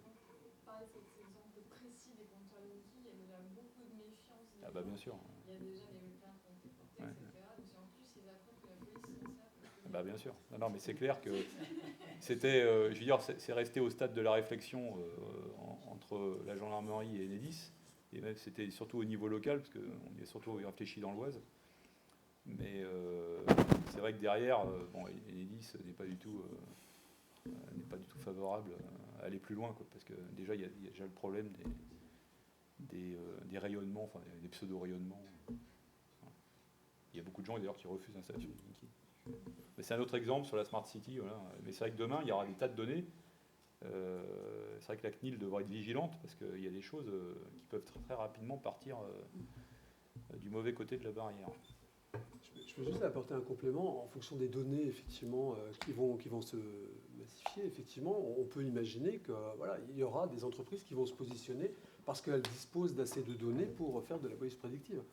Donc, et des données effectivement, si on reprend le bouquin de Bernard Harcourt, une exposition de soi. Hein, c'est pas des données qui sont voilà, c'est des données qui sont disponibles. Et il suffit d'être bien positionné. Et donc voilà, on peut imaginer que pour le moment, on voit la police prédictive, c'est un couplage avec des universités et des services de police. On peut imaginer voilà, que des gens, peut-être pas en France, mais aux États-Unis, voilà, vont se positionner sur le marché parce que par leurs activités diverses, ils auront toutes les données. Il suffira de les croiser, quoi. Donc, bonsoir. J'aurais aimé savoir comment sont alimentés notamment les deux algorithmes justement pour la cartographie qui alimentent ces données, à quelle fréquence, enfin, c'est-à-dire est-ce qu'on n'a pas intérêt à ce que ça soit une pratique généralisée au sein de la gendarmerie par exemple pour justement, comme vous le soulignez tout à l'heure, mieux mobiliser les forces, parce que là, si j'ai bien compris, c'était que sur 2 zones. Non, alors effectivement, l'expérimentation, le début de la vie algorithmique en gendarmerie, c'est 2013, 2013-2015. Et enfin, des outils de l'aide à la décision, on va dire. Et en fait, il y a eu une expérimentation, mais aujourd'hui, tout le monde, toute la France et tous les départements sont concernés. Donc en fait, quand on allume la tablette NeoGend, qu'on se met sur Paved, on a bien la France et on va pouvoir zoomer sur la zone qui nous intéresse. D'ailleurs, c'est là qu'on voit au niveau national les zones qui sont les plus touchées et d'ailleurs qui n'ont pas forcément l'adéquation entre les forces de sécurité et la délinquance. Mais bon, il ne faut pas se fier uniquement à ce critère, parce que même comme disait mon ancien directeur général, même les déserts ont besoin de gendarmes. C'est-à-dire qu'il y a des zones où il ne se passe pas grand-chose, mais s'il n'y a plus les gendarmes, il n'y a pas une brigade. S'il n'y a pas une brigade dans un rayon de 80 km à la ronde, ça pose problème. Alors pour la remontée statistique, en fait, la remontée statistique, elle est quotidienne. Concrètement, aujourd'hui, comment ça fonctionne, la statistique en gendarmerie dans la police nationale ? Vous remplissez une procédure et de manière semi-automatique, il y a un certain nombre de données qui sont intégrées dans l'outil statistique. Et ça va remonter en base centrale dans la journée ou le lendemain. Et donc, on a une base qui est quasiment à jour en termes de délinquance. Et c'est seulement alimenté par la gendarmerie Alors, du côté police, ils ont leur propre mode de remontée. Nous, on a le nôtre. Il n'y a pas de centralisation entre les deux. Bah si, en fait, par exemple, sur Paved, on a les données des deux forces. On n'a pas les données, c'est pas uniquement la zone gendarmerie ou la zone police. Donc, parce que la délinquance n'a pas de frontières. Donc, on a bien la remontée des deux forces. Moi, je pense que dans la police, je ne me suis pas penché sur la question, je pense que c'est une remontée aussi assez rapide. Nous, en tout cas, ça se fait de manière très rapide. Le fait est constaté, il est remonté. Il n'y a pas de rétention. En fait, plus on a aujourd'hui, c'était peut-être en 2002 avec la culture des résultats, mais on n'a surtout aucun intérêt à masquer la délinquance. Parce que si on masque la délinquance, bah déjà, on perd éventuellement des parts de marché, si on veut avoir une vision purement économique. Donc on n'a aucun intérêt à perdre des parts de marché. Donc aucun intérêt à maquiller la délinquance. Et puis derrière, si on veut orienter nos services de manière optimale, eh bien, il faut savoir quand et où ça se passe. D'ailleurs, c'est un des problèmes des outils statistiques, j'en ai pas parlé tout à l'heure, c'est que ce qui manque, c'est la précision en termes de temps. C'est-à-dire que l'espace, on l'a, mais en termes de temps, avec Predpol, on l'avait à la demi-journée, avec Predvol, pardon, on l'avait à la demi-journée, mais par contre, j'ai bien compris que la vision spatiale n'était pas optimale, alors qu'avec Paved, quand j'ai quitté le groupement, c'était encore à la journée. Alors à la journée, pensez bien que ça demande une étude un peu plus pointue, quoi. Alors c'est lié aussi au fait que les déclarations des victimes ne sont pas toujours très précises. Par exemple, un cambriolage, les gens sont partis en vacances, ils reviennent, ils constatent un cambriolage. Difficile de dire, même le jour où ça s'est produit. Les vols de voitures, bon, c'est un peu plus précis, mais voilà. Donc il y a le biais, les difficultés sur ces outils, c'est quand même la précision de l'heure de commission des faits. Voilà. Ça répond à votre question. Bonsoir. Je m'adresse à vous deux. À mes yeux, il y a un très gros paradoxe entre les origines du predictive policing et ce qu'on en a fait aujourd'hui. Jusqu'aux années 70, tout part des années 70. La police, l'activité de police administrative, elle est réactive uniquement. On a des patrouilles qui répondent aux appels. Dans les années 70, il y a le Kansas City Patrol Experiment. On se rend compte que cette manière de faire de la police ne marche pas. Et on veut, toutes les expériences à partir de là visent à rendre la police proactive. On a le community policing, intelligence-led policing, hotspot policing, et là on arrive au predictive policing. Et que fait le predictive policing ? Il laisse des patrouilles prévenir les infractions. C'est comme si on avait oublié les origines qui disaient que la police ne prévient pas le crime. C'était la découverte majeure dans les années 70 de la police. Il me semble qu'on l'a oublié maintenant. C'est vrai. En fait, ça recoupe justement cette idée là de néolibérale, en fait. Effectivement, la police, à partir des années 70, l'idée c'était qu'elle soit proactive et ça recoupait justement cette ligne-là, cette rationalité néolibérale. Il y avait des coupes sombres, etc. Et en fait, l'utilisation maintenant de la police prédictive, c'est de manager la police, en fait. C'est avec des coûts réduits, voilà, on peut positionner les gens aux endroits qui sont susceptibles de générer du crime. Voilà, c'est tout simplement ça. Donc, et puis après, bon, juste pour compléter avec les données tout à l'heure, on parle d'algorithmes, donc on parle de la recette. On ne parle pas des ingrédients, on ne parle pas en fait des données. Mais les données aussi sont parfois et souvent polluées. Donc on parle de dirty data donc, en Angleterre, enfin aux États-Unis, dans le monde anglo-saxon. Et en fait, il faut imaginer que les données, elles sont encastrées dans une politique policière, etc. Donc il y a des données qui sont tronquées, il y a des données qui sont gauchies, il y a des données qui sont manquantes, etc. Et donc, indépendamment, on a parlé un petit peu des algorithmes et des biais algorithmiques, machiniques, des biais humains qui pouvaient être introduits aussi dans... Voilà. Mais il y a aussi la combinaison avec des données qui sont parfois volontairement gauchies par la police. Voilà. Ce qui fait qu'au final, on a l'impression d'avoir un outil qui tend vers l'objectivité. Et en fait, quand on le déconstruit, en fait, il est totalement imprégné de subjectivité. Donc c'est ça. Et au final, il renforce en fait des représentations qui sont préexistantes. Et ça, c'est vraiment une déconstruction qui est quand même intéressante, quoi. Avec toutes les machines, au final, quoi. On s'en remet à la machine parce qu'elle donne... On a l'impression que c'est une machine... Enfin, c'est objectif, et pas du tout, quoi. Ça reste bien un outil d'aide à la décision. C'est comme ça qu'on l'a analysé dès le départ. Parce qu'on a bien vu, je l'ai expliqué, il y a trois types. Il y a l'individu, le fait, et éventuellement le produit du recel. Enfin, le produit... il faudrait pouvoir coupler les trois. Voilà, déjà, ça serait pas mal. L'individu, regarder les biomarqueurs, éventuellement, cibler une population. Enfin, on pourrait éventuellement le faire. Moi, je dis pas que c'est pas réalisable, mais ça demande quand même du travail. Mais c'est bien pour ça qu'on est sur l'aide à la décision. Et de toute façon, c'est l'humain qui décide.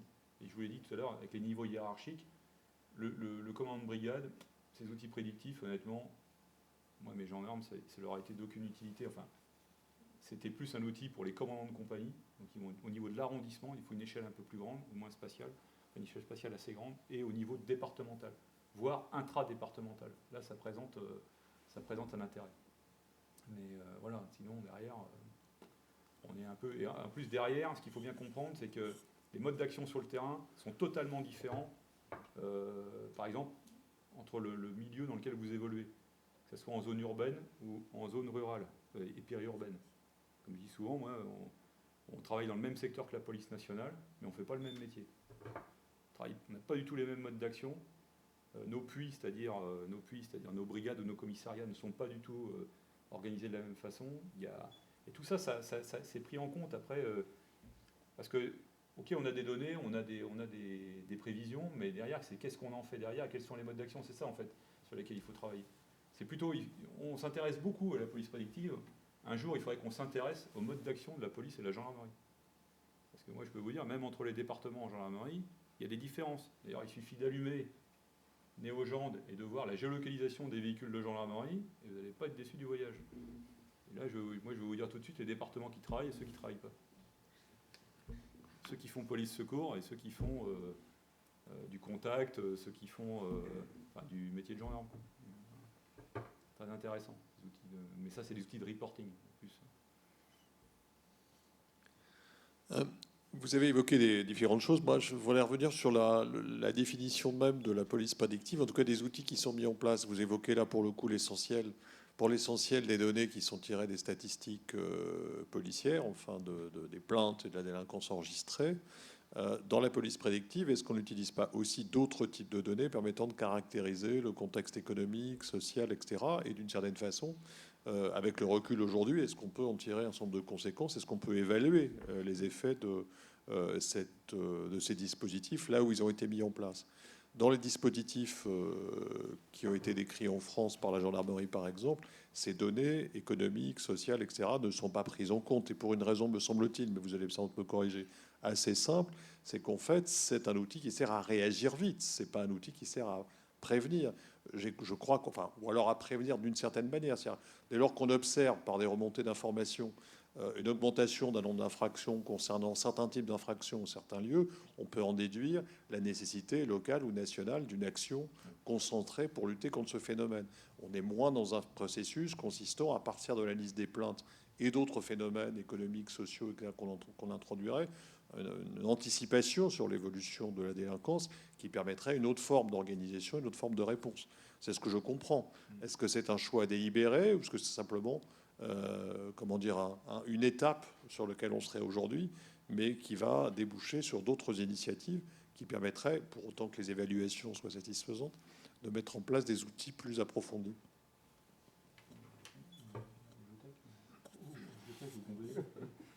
Alors en fait, on a testé les deux. J'ai dit peut-être un peu vite tout à l'heure. En fait, dans près de vol, on avait un algorithme. Et donc, j'ai revu, là, il y avait 600 variables sociodémographiques qui avaient été intégrées dans... Alors, je n'ai pas conçu l'algorithme. Donc, notamment, il y avait le taux de chômage, la scolarisation des jeunes, le nombre de commerces de proximité, l'âge moyen des habitants, et des indicateurs concernant les circonstances temporelles des vols, météo, fréquence des vols, etc. Donc, il y a quand même des choses qui ont été rajoutées sur près de vol, hein. Pas sur PAVED. PAVED, c'est uniquement les chiffres de la délinquance. Mais effectivement, derrière, c'est vrai qu'on pourrait travailler... Je vois par exemple, on a au niveau départemental, enfin tous les départements n'en ont pas, mais des brigades de prévention de la délinquance juvénile. Donc en fait, ils ne font pas que de la délinquance juvénile, aujourd'hui elles font autre chose. Mais elles sont beaucoup dans la prévention. C'est vrai qu'on pourrait identifier en amont, avec d'autres, et pas uniquement se baser sur les...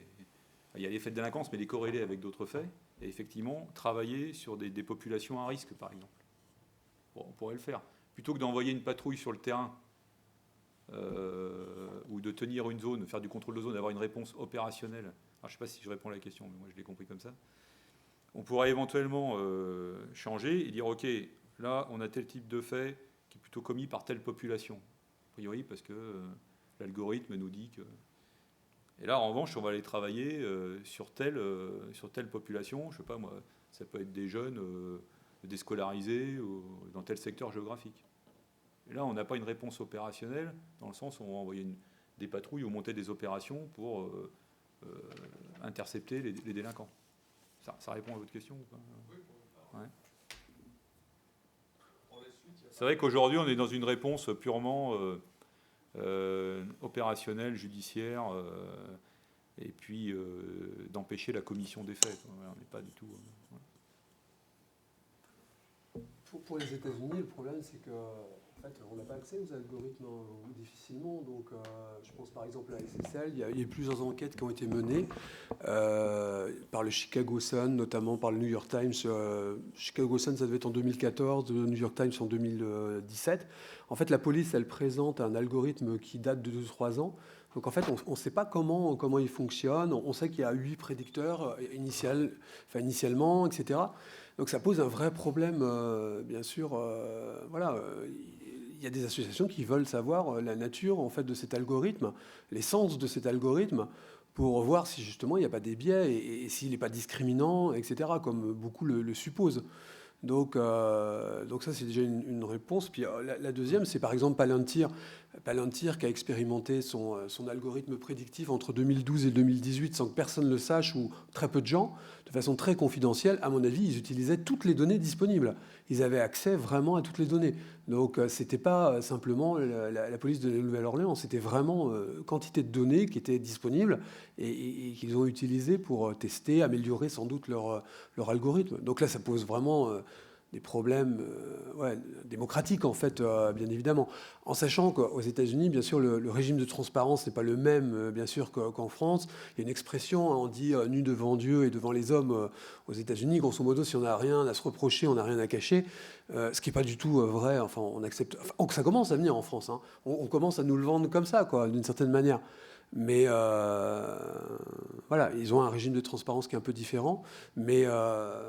voilà, c'est le problème de l'opacité des algorithmes, des données utilisées. La question était aussi sur l'évaluation. Est-ce qu'on associe on n'a pas de données évaluées, et en plus les données sont truquées d'une certaine manière, parce qu'on a appris que Pridpol faisait des remises aux clients qui annonçaient des scores intéressants. Donc là, on se dit c'est un construit marketing complet, quoi. Voilà. Donc là, effectivement, là, on a percé à jour quelque chose, quoi. Il n'y a pas d'études, comme je disais tout à l'heure, il n'y a pas d'études scientifiques. Moi, j'ai juste fait un bilan de l'expérimentation, notamment sur Paved. Heureusement que je ne l'ai pas retrouvé. Je perds dans le déménagement. Mais la conclusion, c'est qu'on ne pouvait pas corréler les... Parce qu'en fait, il aurait fallu vraiment mesurer à l'instant zéro. Enfin, il aurait fallu reprendre une base. Et on a mis l'expérimentation en cours et on n'a pas vraiment regardé ce qui se faisait avant. C'est pour ça que scientifiquement, il n'y a pas d'étude qui nous dit voilà, c'est parce que vous avez eu l'outil que la délinquance a baissé. C'est vrai que la délinquance a baissé dans l'Oise. Le nombre de véhicules volés a baissé, même si elle reste première. Le département reste premier pour la zone gendarmerie. Mais on a été tellement d'avance sur les deuxièmes que... Mais effectivement, il y a eu une baisse de la délinquance et des atteintes aux biens. Pour l'année 2019, c'était environ 1000 faits, ce qui n'est pas négligeable sur 13 ou 14 000 atteintes aux biens. C'est quand même pas rien. Mais après, il y a une autre donnée qui pourrait être intéressante également, parce que cet outil, il est utile parce qu'on ne le donne pas, mais on le partage également avec nos réseaux de vigilance. Donc ça, j'en ai pas parlé, c'est pas le sujet, mais les voisins vigilants, les chasseurs vigilants, randonneurs vigilants, il y a un certain nombre de dispositifs qui ont été développés dans l'Oise. Moi, j'appelais ça le réseau de vigilance. Le président Macron en a parlé après, mais c'est pas moi qui lui ai donné l'idée. Et en fait, plus il y a de réseaux, plus il y a de gens qui renseignent, et c'est intéressant. Mais aujourd'hui, le problème, c'est que ce renseignement qui remonte, c'est là que je vais y venir, il n'est pas intégré dans ces outils prédictifs, parce que ça pourrait être intéressant. Vous voyez, un véhicule, un truc qui aurait pu être vu ailleurs. Voilà. Aujourd'hui, même les outils de rapprochement judiciaire sont un peu légers de ce côté-là. En fait, il y a toute une partie renseignement qui n'est pas du tout exploitée comme elle devrait l'être. Là-dessus, il y a des marges de progrès considérables. Et là, on aurait vraiment, parce que M. Guérin parlait du biais statistique, des erreurs. C'est pour ça qu'on a un contrôle qualité sur l'entrée de nos statistiques, parce que derrière, ça a des conséquences. Quand vous envoyez 350 gendarmes sur le terrain pour contrôler un secteur, si ce n'est pas le bon secteur et qu'ils ne voient rien, c'est comme quand vous envoyez des chasseurs à la chasse. S'ils ne tuent rien, enfin, non, on ne tue pas. Mais donc voilà, c'est très important d'avoir un outil fiable et d'avoir un maximum de données liées aux faits délictuels. Aujourd'hui, ce n'est pas vraiment le cas, parce qu'on a les victimes qui déposent plainte et c'est à peu près tout. Est-ce que vous pensez que les neurosciences ont un rôle à jouer dans le futur, à la police prédictive? Ça se répond, je compléterai. Les neurosciences. Oui, alors c'est un peu l'objet de la dernière partie là, sur la bioprédiction ou neuroprédiction, en fait, puisqu'on peut aller là. Alors, pour le moment, d'après ce qu'on peut voir, c'est que il y a des zones du cerveau qui sont intéressantes, bien évidemment. On a des outils pour ça, les IRM, les choses de cette nature-là. Mais pour le moment, oui, ça c'est une piste. C'est une piste, bien évidemment. On parle aussi de neuromarketing dans un autre champ. L'idée, ce serait de capter des choses un petit peu. Bon, j'ai rien vu vraiment de déterminant pour le moment. Ça reste difficile à utiliser. On n'a pas encore les outils. Ça progresse, effectivement. Mais non, enfin, ce que je vois, c'est que en fait, tout ce qui est corporel, au final, on peut le voir ça avec la génétique, les chromosomes, etc. On a beaucoup parlé du gène du criminel, etc. Bon, on arrive toujours à la conclusion qu'effectivement, il peut y avoir une part de génétique, mais il y a aussi l'environnement. Donc, en fait, on n'a jamais la complexité. En fait, on a une partie des données, mais on n'aura jamais tous les éléments. Enfin, les êtres sont bio, psycho. Il y a 3 composantes et enfin, l'importance de l'environnement, du social aussi. Donc, au final, on peut identifier un biomarqueur, mais le risque, ce serait de considérer ça comme le risque, ce serait de basculer dans une forme d'eugénisme, en fait. C'est-à-dire, à partir du moment où on aura identifié un biomarqueur, en faire une vérité. Non. Donc, on pourrait imaginer des individus, on ferait du dépistage, etc., préventif. Donc, si les individus sont déjà nés, alors qu'est-ce qu'on va faire?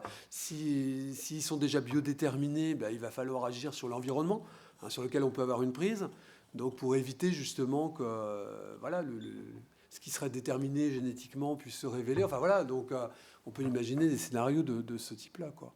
Pour le moment, on est un peu encore loin, quoi. Mais oui, puis alors même si je vous ai dit que dans le Crayois, il y avait des générations de voleurs de voitures, on va se le cacher, c'est factuel, mais c'est vrai qu'il y a d'être père en fils, mais enfin, de lier ça à la génétique, moi je pense que c'est plus lié au contexte socioculturel et puis aux habitudes qui ont été prises.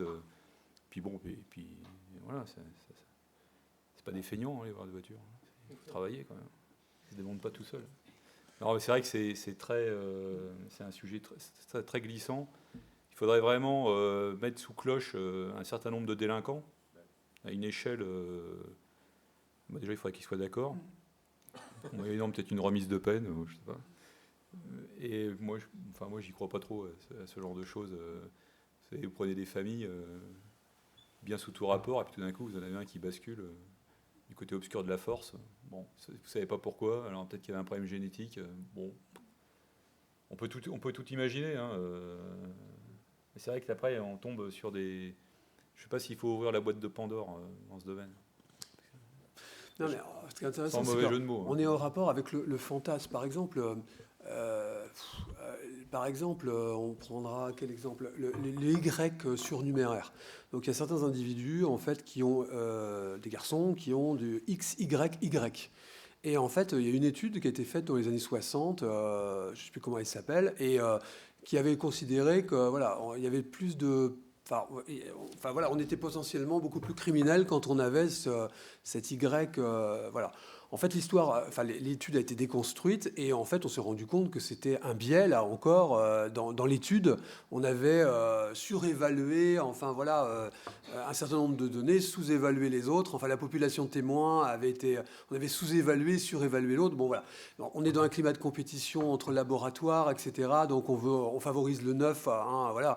Donc, ça, c'est intéressant. Mais ce qui est vraiment bien, ce qui est vraiment intéressant, c'est que ça continue à circuler dans le fantasme. C'est-à-dire qu'on a retrouvé ce concept-là dans Alien 3.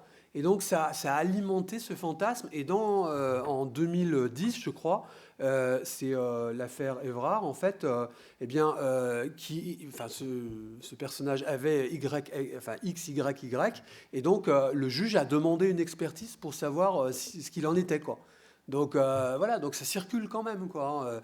Et ça alimente toujours.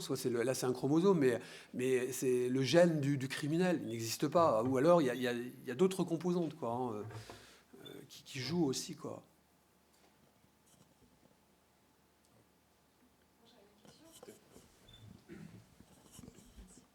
Vous avez dit tout à l'heure que les outils plus prédictifs que vous avez étaient concentrés sur les atteintes au bien. Je suis un peu étonnée que ce soit la première chose qui soit étudiée, et pas plutôt les atteintes aux personnes qui sont quand même perçues comme plus graves par les gens. C'est toujours désagréable de se faire voler sa voiture, mais une voiture, on peut éventuellement la retrouver, la racheter. Quand on se fait tuer ou violer ou autre, c'est un peu plus compliqué. Alors, pourquoi avoir concentré les efforts sur les atteintes au bien ? Je pense qu'en fait, déjà, il y a plus de... Il faudrait que je revérifie, mais je pense qu'il y a plus d'atteintes au bien que déjà sur le volume statistique.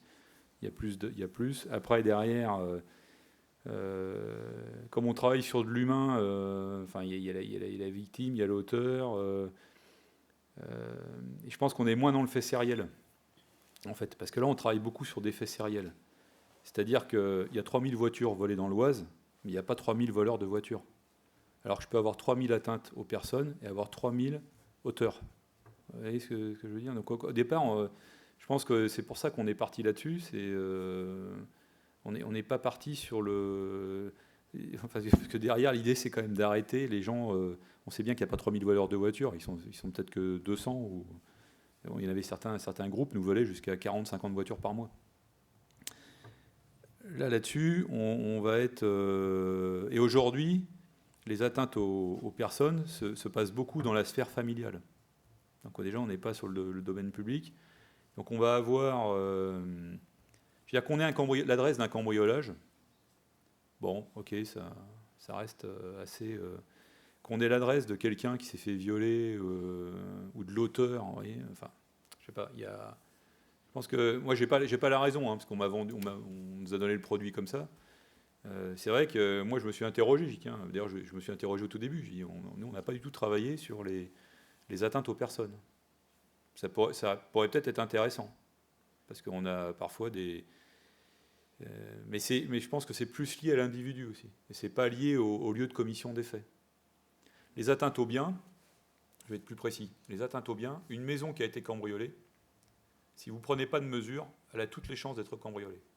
C'est pour ça qu'il y a des gens qui se plaignent parce qu'ils ont été cambriolés 10 fois. Ah ouais, mais ils n'ont pas mis de système d'alarme, ils n'ont pas mis... Alors même si ils s'inscrivent à l'opération Tranquillité Vacances, qu'on passe pendant qu'ils ne sont pas là, etc. Mais une maison qui est vulnérable, c'est comme une voiture qui est garée dans la rue, toujours au même endroit, forcément, c'est tentant pour le délinquant. En revanche, pour les atteintes aux personnes, c'est beaucoup plus difficile à déterminer. C'est-à-dire qu'on va avoir... il y a peu de chances que dans une habitation, on ait commis plusieurs crimes. Ou qu'on ait commis plusieurs viols. Ça peut arriver. Hein. Je ne dis pas que ça ne peut pas arriver, mais c'est quand même beaucoup plus rare. Vous voyez, donc je pense que si on prenait sur le plan statistique tous ces faits, on aurait une multitude de points qui ne seraient pas forcément parlants, parce que là on est sur un outil purement statistique. On n'est pas... Je suis clair ou pas? Je réponds. On a tout ce qui a trait à la victimologie quand on est avec la personne, et donc il y a des données aussi à récupérer au niveau des victimes, donc ça multiplie. En fait, c'est énorme. Ça donne des ouais, je ne suis pas sûr que la CNIL soit... incroyable de possibilités que l'on ne peut pas traiter de la même manière qu'une atteinte au bien. Le bien, bon, une voiture, c'est une voiture. Une victime, c'est complètement différent. Il y a tout le reste qui va avec. Et donc déjà, on n'y arrive pas on n'y arrive pas totalement au niveau des biens, donc au niveau des personnes, on n'est pas encore... Il y a autre chose sur la préservation des libertés publiques. C'est que la question ne s'est pas trop posée pour les vols pour les voitures, mais c'est posée pour les cambriolages. Parce que comme je vous l'ai dit, sur les cambriolages, vous découvriez le lieu de vol d'une voiture, c'est une rue, c'est un domaine public. Mais pour les cambriolages, là, vous êtes sur l'habitation de quelqu'un avec son adresse. Alors évidemment, vous ne savez pas, il n'y a pas le nom de la personne, mais bon, rapidement, on sait. Normalement, ça ne tombe pas dans trop de mauvaises mains. Mais c'est vrai qu'à partir du moment où on travaille sur l'humain, je pense que c'est beaucoup plus compliqué, moi, d'avoir les données et de les rentrer dans un algorithme. Oui. Est-ce que, en ce sens, les réseaux sociaux peuvent être une forme d'algorithme du point de vue de l'individu, avec le recensement des signalements faits par les victimes? Par exemple, quand on a eu le cas de l'agresseur du métro, où l'ensemble des victimes signalent sur un lieu spécifique, et donc le travail est un petit peu déjà entamé par les victimes, et on a là peut-être quelque part un début avec les hashtags de recensement et donc de filtrage comme ça des informations et d'un début d'algorithme humain cette fois-ci peut-être. En fait, là, on est sur du rapprochement judiciaire pur, c'est-à-dire qu'on va avoir avec le traitement des antécédents judiciaires, le TAJ, on va avoir le lieu de commission des faits, etc. Et rapidement, en fait, on peut dire que c'est un algorithme si on veut, mais en fait, c'est juste on va avoir des faits qui sont commis au même endroit, sur la même ligne, et donc on va pouvoir faire du rapprochement, de dire, tiens, c'est bizarre, sur cette ligne, il y a toujours... il y a le même type de fait. Bon, prenons un viol, par exemple, qui est commis régulièrement sur la ligne 12 du métro, entre... mairie d'ici et je sais pas moi, et Concorde. Effectivement. Donc là, on a lieu. Mais là, on va procéder par du rapprochement à partir des informations qui auront été rentrées dans le TAJ, dans le traitement des antécédents judiciaires. Ouais. Donc là, on n'a pas vraiment besoin d'algorithme, en fait, pour ce genre de choses. C'était plutôt du côté, pas des antécédents, mais des faits... Oui, mais justement. Mais quand on dit des antécédents, en fait, le TAJ, il permet surtout de faire du rapprochement aussi. Donc, c'est pas uniquement aller rechercher les faits qui ont été commis par un individu, etc. peut éventuellement récupérer des éléments. Si je peux apporter un petit complément, en fait, pour Près de Paul, par exemple, qui travaille en fait sur les vols aussi de voitures, etc. C'est plus facile de modéliser en fait la répétition des vols, effectivement. Et c'est pas un hasard, justement, je parlais de l'anthropologue tout à l'heure qui s'appelle Jeffrey Branningham. C'est un spécialiste en fait de l'optimum foraging, c'est-à-dire des stratégies des chasseurs-cueilleurs. La stratégie du chasseur-cueilleur, en fait, c'est de dépenser moins de calories qu'il ne va en collecter. C'est sa survie qui en dépend. Donc, en fait, à partir de là, on peut développer en fait des stratégies de vol aussi. C'est-à-dire que le but, c'est bien sûr de ne pas s'exposer à l'arrestation. Donc, en fait, on peut supposer que, voilà, on peut en déduire des stratégies. S'il y a eu un vol qui a été commis dans un type de maison, on peut penser que le vol peut se reproduire dans cette maison-là ou une maison similaire. On imagine des pavillons semblables, etc. Donc on peut modéliser d'une certaine manière un peu la répétition. Et factuellement, c'est la réalité, parce que je vous prends l'exemple du Crayois. On était capable de déterminer une zone d'action pas trop loin de Creil, en gros une trentaine de kilomètres, parce qu'après ça devient plus compliqué pour eux. Vous voyez, c'est le chasseur-cueilleur, ouais, il faut faire de la distance, on a des chances d'être repris au retour. Enfin, voilà, il y a toute une stratégie qui se met en place. Il ne faut pas croire que les délinquants... Enfin, moi, je crois très très peu aux délinquants, voilà, parce qu'il a trouvé... Alors ça peut arriver, délinquants d'opportunité, mais c'est des gens qui sont quand même... Enfin, moi, ça fait 25 ans que je suis... En gendarmerie, c'est quand même des gens, la plupart, qui ont toutes les connexions là-haut et qui savent exactement ce qu'ils font. Imaginez-vous, si vous devez aller demain voler une voiture, vous allez élaborer une stratégie. Si vous devez en voler plusieurs dans la même nuit, ça va demander encore plus de logistique, plus de préparation, etc. Donc, moi, je pense qu'il n'y a rien de laissé au hasard. Il peut y avoir du délinquant d'opportunité, mais c'est quand même rare. Et juste pour l'humain, juste un complément, en fait, SSL, le but, c'est d'anticiper un meurtre ou un mass shooting, quoi. En fait, un meurtre, plusieurs meurtres, 4-5, quoi, selon les définitions. Donc, en fait, l'idée, les gens qui sont dans la liste, la hit list, en fait, c'est ça le truc, c'est qu'ils sont soit des agresseurs potentiels, soit en fait des victimes. On ne sait pas en fait si c'est un agresseur ou un agressé. Mais en fait, l'idée, c'est que c'est inspiré en fait des travaux de Papachristos, qui est un sociologue et qui imagine que le crime se propage à la manière d'une épidémie, de façon comme une contagion, quoi. Donc en fait, l'idée, c'est aller sur une ville comme Chicago. Bien sûr, le but, c'est d'éviter les crimes qui sont liés aux gangs. Voilà. Donc en fait, l'idée, c'est de cerner. On va cerner les quelques milliers de personnes, et on sait très bien que selon des théories, que l'agresseur connaît souvent l'agressé, etc., dans une majorité des cas, eh bien, surtout dans une ville où il y a beaucoup de gangs, eh bien, voilà, si on cerne à peu près les quelques milliers de personnes, on a les corrélations entre ces individus-là, on va peut-être être capable d'anticiper beaucoup de crimes, quoi, en fait. Donc il y a toute une théorie là, épidémiologique en fait, du crime qui est en train de se développer aux États-Unis. C'est Papachristos, mais pas simplement. Et en tout cas, cet algorithme SSL, là, il a été, même si Papachristos ne fait pas partie de l'équipe qui a modélisé la chose, en fait, ces travaux ont inspiré en fait cet algorithme. Je profite du micro. Justement, j'avais peut-être une remarque justement sur la question de cibler les atteintes aux victimes. Il y a c'est un chercheur qui expliquait que finalement, il y a tellement peu de terroristes que donc statistiquement, un criblage aléatoire de la population marcherait aussi bien qu'un criblage ultra discriminatoire. Donc finalement, effectivement, faut de la donnée, faut qu'il y ait beaucoup de faits pour que ce soit significatif. Il y a tellement de choses qui conditionnent une atteinte aux personnes. Il y a tellement de choses qui conditionnent l'atteinte aux personnes. On parlait du taux de chômage, il peut y avoir les difficultés que rencontre l'individu, une dépression, le voisin qui crie, il y a des tas de choses. Il y a tellement de choses qui justifient, entre guillemets, une atteinte aux personnes, notamment aujourd'hui dans les violences intrafamiliales. En gros, vous faites mal la vaisselle, vous prenez une baffe. C'est assez réducteur, mais aujourd'hui, les gens ont du mal à se supporter, quand même. C'est vrai que donc, si on prenait une aléatoire sur la population, on arriverait à trouver. Voilà. C'est un vrai sujet, ça.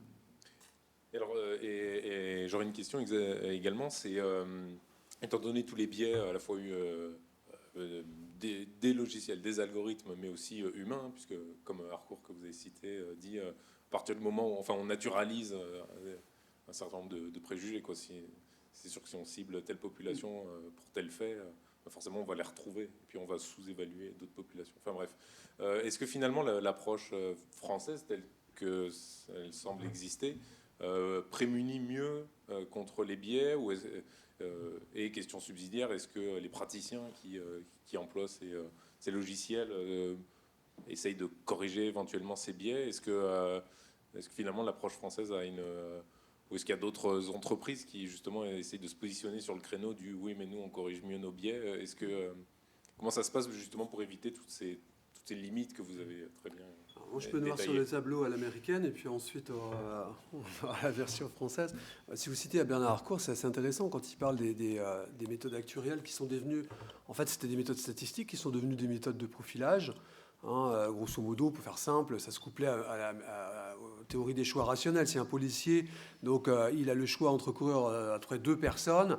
Voilà, dans telle ville, il va peut-être plus courir, il va courir plutôt derrière un portoricain, enfin quelqu'un d'origine portoricaine, plutôt que quelqu'un qui serait plutôt un WASP. Voilà quoi. Donc ça c'est la première chose. Mais ce qui est intéressant, c'est que ce qu'il montre en fait, c'est que ce profil, eh bien, il réduit le champ des possibles. C'est comme une violence symbolique qui s'exerce en fait sur les individus et qui réduit le champ des possibles et qui devient presque autoprophétique. C'est-à-dire que l'individu, en fait, il est toujours contrôlé, etc., alors qu'il n'a rien fait. Et à un moment donné, en fait, eh bien, son champ des possibles s'est réduit, bien sûr, parce qu'il habite dans tel endroit, donc il n'a pas eu accès aux mêmes choses. Donc il va embrasser, entre guillemets, une carrière criminelle parce qu'au final, voilà, il n'a pas les mêmes chance que les autres. Et ce qui est marrant, c'est que il se produit un retournement, c'est-à-dire que ça devient discriminant et ça a l'apparence d'une discrimination, enfin, ça a l'apparence d'un déterminisme, d'un ça va de soi. Hein, c'est-à-dire qu'à toujours stigmatiser quelqu'un, en réduisant son champ des possibles, on l'a amené là où on l'attendait. Voilà, c'est un effet potentiel, quoi. Et donc, est-ce qu'aux États-Unis, il y a des tentatives pour contrer, ou ne serait-ce que pour évaluer l'efficacité? On en parlait tout à l'heure. On en est conscient déjà aux États-Unis. Je pense, police de Chicago, il y a eu des faits mais hallucinants, quoi. Je me souviens, il n'y a pas très longtemps, un concierge qui appelle la police en disant voilà, j'ai arrêté un cambrioleur, donc je l'ai en joue, voilà, venez vite, quoi. Et la police est arrivée, elle a tiré sur lui, sauf que le concierge il était noir et puis le cambrioleur il était blanc, quoi. Donc enfin voilà, ça en dit long quand même sur les représentations que l'on peut avoir. Voilà. C'est aussi les élus californiens, dont 1 sur 5 avait été jugé positif dans le logiciel. Ça, c'était plus de la reconnaissance faciale, il me semble. Ouais. Évidemment, ils n'étaient pas blancs. Je sais pas. C'était récemment, je pense que c'était les élus de la Chambre d'État californienne qui s'étaient soumis à ça pour protester contre l'implantation du logiciel. Mais c'est vrai que nous, chez nous, c'est essentiellement public. Il y a pas de. Ici, on est sur des. Vous l'avez dit, c'est essentiellement des entreprises privées. Bon, après, c'est là qu'il faut se méfier un peu du continuum sécurité publique, sécurité privée, quoi. Moi, je pense que tout ce registre-là, en plus, on a les capacités dans le domaine public de traiter. Je veux dire, ce qu'a fait le STC Carré ou ce qu'a fait le SCRC, je veux dire, on a utilisé nos propres ressources. Donc on a nos ressources en interne pour développer ce genre d'outils. On n'a pas besoin d'aller chercher ailleurs. En plus, ça coûte très cher. Bon, pas forcément des résultats qui sont... Là, on est vraiment sur des modes expérimentaux. Et alors, ça demanderait des études forcément, mais aujourd'hui, on n'est pas capable de dire si c'est vraiment efficace ou pas, quoi. Mais ça le mérite d'être... Ça vaut le coup d'être testé. Moi, ce que j'en retiendrai de tout ça, c'est que ça facilite quand même pour le commandement les décisions, parce qu'on engage quand même des moyens. Alors certes, on n'a pas forcément... on engage quand même des moyens considérables quand on monte des opérations coordonnées. Moi, je faisais des campagnes, notamment en fin d'année, parce que le chiffre d'affaires de l'Ouest, c'était entre novembre et janvier, avant le passage du Père Noël, après le passage du Père Noël. Donc il y avait 3 mois de l'année où c'était la chevauchée des Valkyries, quoi. Parce qu'il y avait, pour les auteurs, des choses à récupérer, que ce soit en vol de fret, ou, enfin, on ne va pas rentrer dans le détail, mais et donc pendant ces 3 mois, nous, c'était notre grosse activité. Donc là, j'engageais d'énormes moyens sur le terrain. Et pendant ce temps-là, les enquêtes judiciaires, on ne peut pas tout faire. Hein. Soit on tient le terrain, soit on fait de l'enquête judiciaire. Hein. Il y a un moment, et donc les magistrats le savaient. Et donc, pour engager tous ces moyens, il nous faut des outils d'aide à la décision. Et ça, PAVED, c'en était un. Voilà, ça c'est clair. Mais alors, on voyait des évolutions de temps en temps. Alors, c'est pas scientifique, c'est empirique, de déplacement de la délinquance ou de réduction de la délinquance. Parce que forcément, à partir du moment où vous avez des cartes de chaleur et vous connaissez les axes de pénétration, si vous tenez ces axes, vous avez à moitié gagné la guerre. Hein. Si vous regardez le lieu de commission des faits, il faut regarder la Lune, enfin le doigt qui monte la Lune, il faut regarder ce qui permet d'accéder à ces zones. Avec le risque du déplacement, j'imagine. Sinon, oui, il y a toujours un effet splash. Mais après, on vit dans un monde concurrentiel. Je veux dire, à partir du moment où vous faites des opérations coordonnées, vous faites du contrôle de zone, la délinquance va se déplacer, elle va se déplacer dans le département d'à côté. Moi, j'avais le Val d'Oise au sud, l'Aisne et l'Eure sur mon ouest. On vit dans un monde concurrentiel. Je veux dire, chacun, y compris entre brigades de gendarmerie. Oui, chacun a ses chiffres. Hein. Puis surtout, derrière, si vous faites baisser votre activité délictuelle, vous pouvez aussi alléger la voilure en termes d'emploi des moyens, parce que c'est aussi la différence entre la police et la gendarmerie, c'est que nous, on a une capacité de projection de force qui est considérable. Parce qu'on a le statut militaire qui nous permet, mais cette capacité, il faut la préserver. Et on n'est pas toujours dans... Parce que si un commandant de groupement, s'il veut, tous les jours, il engage 14 heures par jour ses gendarmes. Enfin, un peu moins maintenant, 13 heures, parce qu'il a 11 heures. On leur donner 11 heures de repos physiologique. Mais c'est pas le but, parce que l'idée, c'est de se préparer pour des lendemains beaucoup plus difficiles. Si vous commencez une crise des gilets jaunes en ayant déjà 1200 gendarmes fatigués, vous ne tenez pas 17 week-ends. C'est pas possible. Donc, voilà, donc on est toujours dans cette optique-là, et tous ces outils-là, en fait, ils nous aident à gérer notre ressource et nos modes d'action. Alors, on n'est pas dans une logique américaine nous, on est plutôt dans une logique de se préparer à des lendemains qui pourront être plus difficiles que ce qu'on a vécu. Il y a un de mes anciens qui disait ne jamais craindre le pire, mais toujours s'y préparer. Voilà, c'est un peu le but. Au niveau de la correction, de l'autocorrection des biais, est-ce que c'était... J'imagine que vous en étiez conscient, mais est-ce que vous faisiez remonter mais d'où l'intérêt de régulièrement aller voir. Moi, je sais qu'il y a 4 commandants de groupement qui ont été interrogés sur... en fait, il y a 2 départements de départ qui l'ont fait, Gironde, Oise, et ensuite il y a 2 autres départements qui sont greffés. Bon, on n'est pas cité dans un rapport qui a été fait, mais moi, j'arrive à me retrouver. Moi, je sais que toutes les semaines, j'allais voir PAVED. Toutes les semaines. Je regardais PAVED, l'évolution, mais parce que j'avais un nombre de faits conséquent aussi qui permettait, si vous n'avez pas assez de faits, d'une semaine sur l'autre, les cartes vont très peu évoluer. Moi j'avais beaucoup de faits, donc effectivement, mais c'était d'ailleurs intéressant, c'est que l'action qu'on produisait, elle se traduisait dans PAVED la semaine suivante. Donc ça c'est pas mal, notamment sur les 3 mois de fin d'année, parce que là on concentrait énormément de moyens sur le terrain, jour. Le reste de l'année, c'était moins flagrant parce que c'était dans le service normal, il n'y avait pas vraiment d'opérations coordonnées sur une grande échelle, et dans le temps.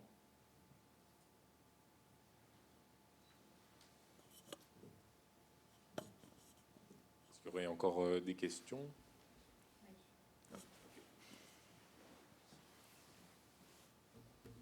Lorsque le cannabis sera légalisé, vous allez avoir une grande plage de liberté. Et Enedis qui va être content. Comment s'adapte PAVED, par exemple, à ce genre de transformation, et lorsque la criminalité mute, puisque à chaque fois qu'on a des secteurs de criminalité qui vont tomber, donc quelque part, puisque ça ne sera plus judiciarisé, logiquement. Ça a été comme les chèques impayés, etc. quand ça tombe, je suppose que cet outil est mis à jour, mais combien de temps ça met? Combien de temps? Parce qu'on parle de prédiction, mais la prédiction, c'est aussi suivre l'évolution de la criminalité et sa mutation. Or, la criminalité est sans cesse en train de muter, de se transformer. Donc, comment cet outil est au plus près, puisqu'apparemment, c'est très empirique. Donc, en fait, il faut que vous attendiez d'avoir de nouveaux éléments à donner à la machine pour pouvoir établir un travail prédictif. Je dirais. Tant que vous n'avez pas... Il y a un temps qui est incompressible. C'est comme dans tout. Tant qu'on n'a pas de données... même si, alors quand on a beaucoup de faits, rapidement, on va avoir l'évolution, à la hausse ou à la baisse. Mais si vous avez très peu de faits, il va falloir attendre des années pour voir s'il y a une évolution. Enfin, moi, c'est comme ça que je l'analyse. Par exemple, sur les cambriolages, j'avais très peu d'évolution. Parce que c'était pas, ma priorité, c'était les vols de voitures. Donc, je regardais surtout les vols de voitures et l'impact que ça avait, que les décisions, les modes d'action qu'on prenait avaient sur le vol de voiture. Effectivement, plus vous avez des petits chiffres, plus il faudra attendre de temps pour voir l'évolution. Alors après, c'est encore différent sur certains faits comme tout ce qui est stup, parce que le stup, là, il y a un temps de traitement judiciaire. Une affaire de stup, ça ne se règle pas. On règle plus facilement un cambriolage ou des faits sériels de cambriolage ou de voiture que d'affaires de stup. Le stup, très souvent, c'est minimum 3 mois, voire 6 mois. Avant qu'on puisse... Après, pour les gros réseaux de voitures, ça peut durer 1 an aussi. On a fait des réseaux de voitures, de voleurs de voitures, il faut 1 an pour les démanteler. Mais là, on est sur des gros réseaux à 40 voitures mois, enfin des trucs... donc 40 voitures mois, ça fait plus d'une voiture par jour. Quand même pas perdre de temps, quoi. Il y a 4-5. Ah, effectivement, on est obligé d'attendre, mais tout ça, c'est analysé notamment par chez nous, le SCRC, Service central de renseignement criminel. Mais, pardon, j'ai le micro.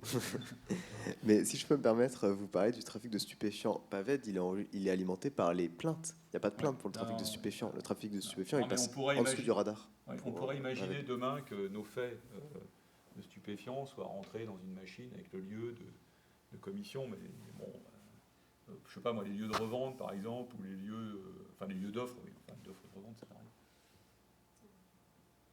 Aujourd'hui, en fait, on utilise d'autres outils que les outils prédictifs. En fait, l'outil prédictif, il est sur de la délinquance de masse. Si demain on s'intéressait aux consommations de stupes sur la voie publique, oui, ça pourrait être intéressant. Mais en fait, on va rapidement savoir, nos supermarchés, c'est où ils se trouvent, les drives et tout ça, c'est assez simple. Pas besoin d'outils statistiques pour... le gendarme, il sait très bien, ne serait-ce parce qu'il y a des remontées déjà de la population, sans forcément avoir des voisins vigilants, etc. Et on travaille beaucoup sur des renseignements donnés par la population, qui nous prêtent d'ailleurs parfois des lieux pour qu'on surveille, etc. Parce qu'on ne peut pas... Voilà, c'est comme ça que ça se passe. Donc là, on n'a pas vraiment besoin d'outils de prédiction. Après, on peut tout imaginer. Du coup, concrètement, aujourd'hui, cette petite prédiction, vous l'utilisez pour les cambriolages, les vols de voitures, il y a d'autres choses? C'est juste, vraiment, c'est juste ça en ce moment. Il n'y a pas d'autre chose.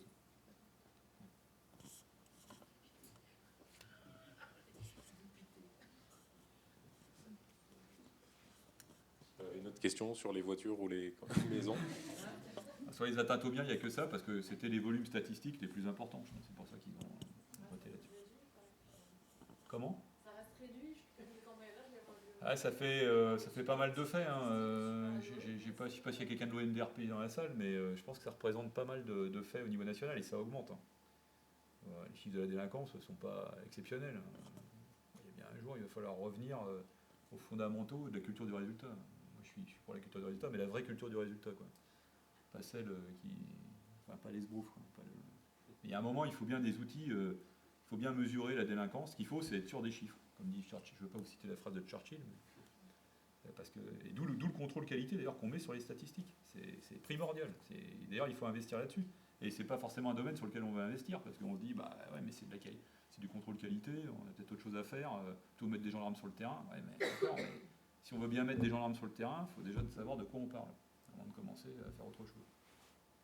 Bref, moi c'est ma vision, ça n'engage pas la gendarmerie nationale. quels sont les modèles d'algorithmes les plus performants? Les réseaux neuronaux, les algorithmes génétiques, autre chose? Et quel est le taux de réussite approximativement? Je ne sais pas du tout. Enfin, c'est à moi que ça s'adresse. Non, je ne sais pas. Je pense qu'en termes de police prédictive, je ne sais même pas si on utilise en fait le deep learning, des choses comme ça. Ça va certainement se développer. Je crois qu'il y a les Israéliens qui tentent de développer ce genre de choses. Mais ouais. Si, le deep learning est utilisé, je crois, dans les fameuses caméras dites intelligentes, là où on va essayer par le biais du machine learning, essayer d'entraîner les machines à repérer des comportements potentiellement criminogènes, quoi. Ça peut être une attitude, etc. Quoi. Ça marche très bien, hein, les caméras intelligentes. Vous avez, ce qu'il faut après, c'est que ça soit relié à quelqu'un, quoi. Les premiers, ceux qui étaient le plus en avance au niveau européen, c'était les Italiens, notamment. Les Israéliens aussi, dans Mais au niveau européen, mais bon, l'Israël n'est pas encore en Europe. Et ça marchait. Mais moi, je me souviens des premières expés qu'on avait eues, c'était en 2008 ou 2007. Ils avaient déjà des caméras intelligentes, notamment sur les aires d'autoroute, où ils pouvaient identifier les RICS. Dès qu'il y avait des comportements, alors c'était le début, hein, avec des carrés, et dès qu'il y avait des gens qui rentraient, qui semblaient se battre, tout de suite, les carabiniers envoyaient leur... Donc ça marchait très très bien. Mais nous, à l'époque, ils avaient déjà le LAPI, lecteur automatisé de plaques d'immatriculation. On a eu quand même pas mal de retard, hein, même par rapport à un pays comme l'Italie. Notamment. J'ai rien contre les Italiens. Hein. C'est le ton seulement. Ouais. Non mais oui, parce qu'on parle de l'Europe du Sud souvent. Mais en fait, non, ils étaient bien en avance sur nous, contrairement à ce qu'on pourrait penser. Ils ont un peu plus de mal avec le coronavirus. Mais... Il y a, juste pour finir là-dessus, il y a un dispositif. Alors, c'est difficile de savoir s'il a été mis au point ou pas. En tout cas, il y avait des informations qui avaient circulé en 2008. Il s'appelle FAST. Et en fait, ça se présente un petit peu comme une sorte de tube. Hein. On passe dans un tube. Voilà, c'est associé à un point de contrôle.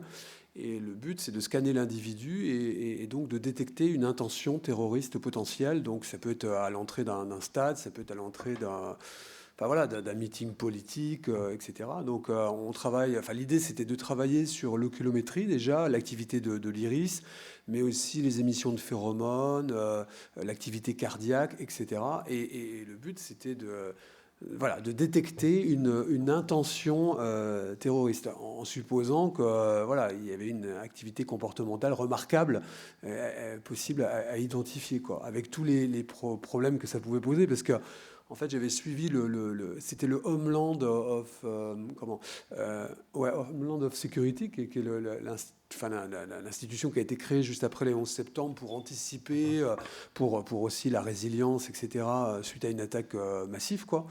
Et en fait, ils étaient à 80% de réussite, quoi. Donc c'était une catastrophe, puisque j'avais fait des calculs, on aurait eu je sais pas combien de faux positifs. Enfin voilà, il faudrait se rapprocher de 99,9 pour que ce soit. Imaginons qu'on le place par exemple, je sais pas, moi j'avais calculé à Kennedy Airport, quoi. Donc il y a je sais pas combien de dizaines de milliers de personnes qui passent par jour. Donc voilà. Et l'idée c'était de passer, l'idée c'était de scanner après un espace ouvert. Pour détecter donc cette intention. Alors après, bien évidemment, il y a toutes sortes de questions qui se posaient, parce qu'il y avait des données sensibles, bien sûr, qui émergeaient, hein, qui pouvaient être des données médicales. Voilà. Après, il y avait le rapport avec la machine aussi. Est-ce que le bon sens continue à perdurer? C'est-à-dire, est-ce que si on a une alerte, est-ce que l'opérateur va faire jouer son bon sens et se dire, bon, là, c'est une personne âgée, je la laisse passer, avec le risque que si la personne passe à l'acte après, on lui reviendra dessus. Donc, il y a ce rapport avec la machine qui était intéressant, je trouvais. Cette dépendance, quoi. Voilà, puis après, est-ce que, enfin, je veux dire, ils trouvaient pas des gens qui étaient, enfin, pour tester la machine, ils trouvaient pas des gens qui étaient vraiment mal intentionnés, ou alors, il faut vraiment, voilà. Donc, est-ce qu'on peut supposer que quelqu'un qui est animé, qui pense être dans son bon droit, enfin, si on peut utiliser cette expression-là, qui pense que c'est une bonne chose de faire cet attentat, est-ce qu'il aura une activité aussi remarquable qu'on le croit? Enfin, ouais, c'est vraiment très compliqué, quoi. Et puis après, bah, ça pose la question du libre arbitre. Parce que vous arrêtez quelqu'un qui, a priori, n'est pas passé à l'acte. Donc, c'est anéantir son libre arbitre. Il n'est pas coupable au sens où il a une intention, mais est-ce qu'il n'est pas encore passé à l'acte? Vous voyez, c'est compliqué, en fait, à gérer. Bon, s'il a une bombe dans son sac, on peut se dire qu'il y avait une intention. Voilà. Mais comment gérer ça, quoi? Après, ce qu'il faut voir, c'est qu'il y a d'autres moyens aussi de détecter on n'est pas forcément sur le comportement, mais quelqu'un qui est... Alors aujourd'hui, l'explosif, on le détecte avec les chiens. Il y a un dispositif un peu spécifique qui nous permet de détecter les explos dans les foules. Donc ça demande toute une préparation et puis c'est un protocole un peu spécifique. Donc on n'a pas besoin... on préfère investir sur d'autres domaines. Le chien, c'est un animal sympathique. Plutôt que d'aller chercher... et on sait que ça marche avec le chien. Après, évidemment, le problème, c'est le renouvellement des équipes Sino, parce qu'on ne peut pas tenir indéfiniment par rapport à une machine qui, elle, va continuer de tourner, etc. Mais on le fait déjà avec les explos, avec les chiens. On pourrait très bien le faire, puisqu'on a des chiens qui détectent les armes. Mais en recherche, on pourrait imaginer demain que les chiens puissent détecter... moi, je n'ai jamais vu pour les explos, oui, mais pas pour les armes. Mais on peut très bien imaginer demain qu'on arrive à avoir des chiens qui détectent un individu armé dans une foule. Pourquoi pas? Même si c'est une arme reproduite en plastique. Voilà. On était dans l'esprit après 11 septembre. Donc en fait, je pense qu'on était sur le mode opératoire du 11 septembre, c'est-à-dire 19 personnes qui sont armées de cutters, quoi. Donc, qui peuvent être un outil, en fait, qui peut être dans une trousse, etc. Et là, c'est l'intention, en fait, qu'il faut capter. Et là, il n'y avait pas d'outils détectables. Enfin, voilà, il n'y avait pas d'armes au sens classique, si ce n'est que les armes, c'était les corps et puis c'était les avions, quoi. Est-ce que, selon vous, il serait possible d'adapter ces outils prédictifs, par exemple pour la sécurité routière? Est-ce que ça vous serait surtout utile pour mobiliser des effectifs aux endroits les plus pertinents? Alors, aujourd'hui, en matière de sécurité routière, il y a une flopée de statistiques. En fait, on utilise... en fait, on n'a que l'embarras du choix. Il y a tellement de données qui circulent qu'aujourd'hui, on n'a pas trop de difficultés à orienter nos services. Parce qu'en fait, derrière, la finalité, c'est d'orienter les services et d'aller au bon endroit et d'empêcher les accidents. Le but, c'est pas forcément de verbaliser les gens. Hein. On est d'abord là pour les sauver malgré eux. Aujourd'hui, non, il n'y a pas d'outils dans ce domaine. On utilise nos outils statistiques purs. Et là, c'est pareil. Je reviens sur mon contrôle qualité. Donc, on remplit des bacs, des bulletins d'analyse d'accidents. On est très très strict sur le remplissage de ces bacs. Parce que derrière, ils vont conditionner le lieu, le quand, le où des actions. Et donc ça permet vraiment bien d'orienter nos services. Et si le nombre de tués baisse sur la route, c'est certainement lié aux radars qui ont joué leur rôle, ça c'est indéniable. Aux abaissements de vitesse, c'est fort possible. Ça demande à être prouvé dans le temps. Et derrière, les outils statistiques qui ont été quand même de plus en plus développés. Parce que moi, je pense que tout ça, c'est un tout, quoi. C'est un global. Mais dans le prédictif, non, il n'y a pas de... la prédiction, elle se fait un peu toute seule. Là, c'est pareil, je reviendrai... nos chiffres, en fait, même au niveau d'un département comme l'Oise, quand vous passez de 60 morts à 30 morts, il n'y a plus que 30 morts. Le nombre de blessés baisse aussi. Bon, ça fait toujours 30 morts de trop. Mais on est sur un volume qui est quand même très réduit. Et on avait regardé les axes, parce que c'est bien, on s'intéresse au lieu, mais après on regardait les axes accidentogènes. En fait, on n'avait pas vraiment de point noir sur le département. Donc c'est très difficile c'est très diffus en fait. Donc en fait, on essayait de plutôt calquer sur des tranches horaires où on avait plus de chances d'avoir des accidents. Par exemple, on prenait les retours de boîte.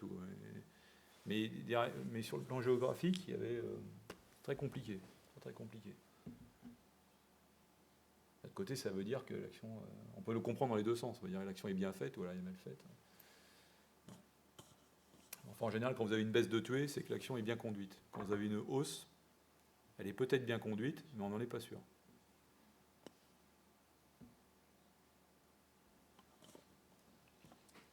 Peut-être une dernière question. Ouais, arrive à l'heure. Ok. C'est pour le fond, nous on entend. Vous aviez indiqué que vous ne vouliez pas trop parler de tout ce qui était dystopie, utopie au tout début. Enfin, je pense que vous, ça vous ferait rigoler. Enfin, ça doit vous faire rigoler. Enfin, le projet Red Team avec des auteurs de fiction qui seraient. Enfin, on suivrait un modèle américain justement où ils auraient été engagés par le ministère des Armées pour créer les futurs. Ça me fait pas rire. non, mais par rapport à des coûts, je veux dire. Ça existe depuis longtemps aux États-Unis, effectivement. Aux États-Unis, oui, effectivement. Ouais. Mais, aux États-Unis, on a utilisé. Il y avait Stigma, par exemple, qui a été utilisé à partir de 1993, effectivement, des auteurs de science-fiction. En fait, le but, c'est de créer des scénarios disruptifs, quoi. C'est de la disruptivité, des choses qui ne peuvent pas être envisagées. C'est le connu-inconnu, quoi, en fait, si on prend Rumsfeld, quoi. Voir l'inconnu-inconnu, mais là, bon, on ne peut pas y avoir accès. Mais le connu-inconnu, au moins, quoi. Et ouais. Donc, il y avait plusieurs. Il y avait le comité de Jason aussi. Jason, c'était des scientifiques, là aussi, qui conseillaient... voilà, pour apporter des choses un peu originales. Mais ouais, ça existe au moins depuis 1993 aux États-Unis. Ouais. On l'avait autrefois au niveau de la prospective. On avait aujourd'hui, c'est vrai que la prospective a un peu disparu. C'est-à-dire qu'on se projetait à 20-30 ans. C'est vrai qu'aujourd'hui, on est plutôt dans... ça existait, moi je voyais en gendarmerie, du temps, on était encore au ministère de la Défense. On avait encore notre prospective. Mais c'est vrai que depuis qu'on a rejoint le ministère de l'Intérieur, on n'est pas vraiment dans le même temps. Ça fonctionnait comment, techniquement ? On avait une cellule qui regardait... alors, c'est toujours un peu fait, je raconte un peu des bêtises, mais c'est pas fait de la même façon avec le centre de recherche de l'EOGN. Donc on peut donner des pistes de recherche. Mais autrefois, on avait carrément une cellule au sein de la DGGN qui ne faisait que ça. Donc qui se projetait à 20-30 ans et qui allait regarder... tiens, par exemple, la police prédictive, alors qu'on était dans les années 90, quoi, 80.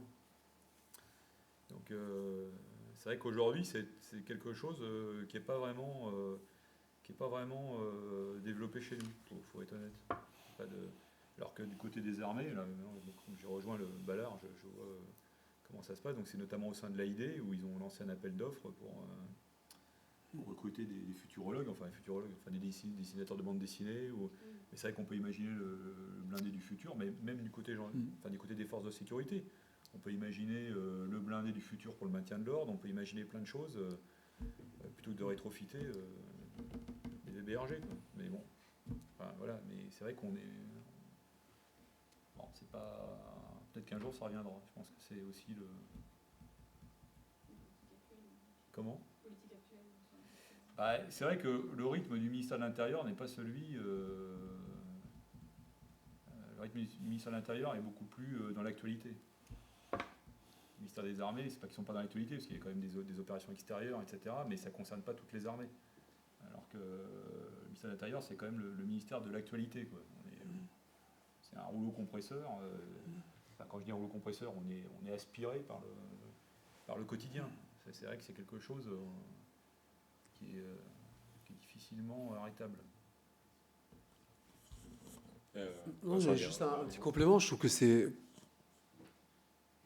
une bonne idée parce que je crois que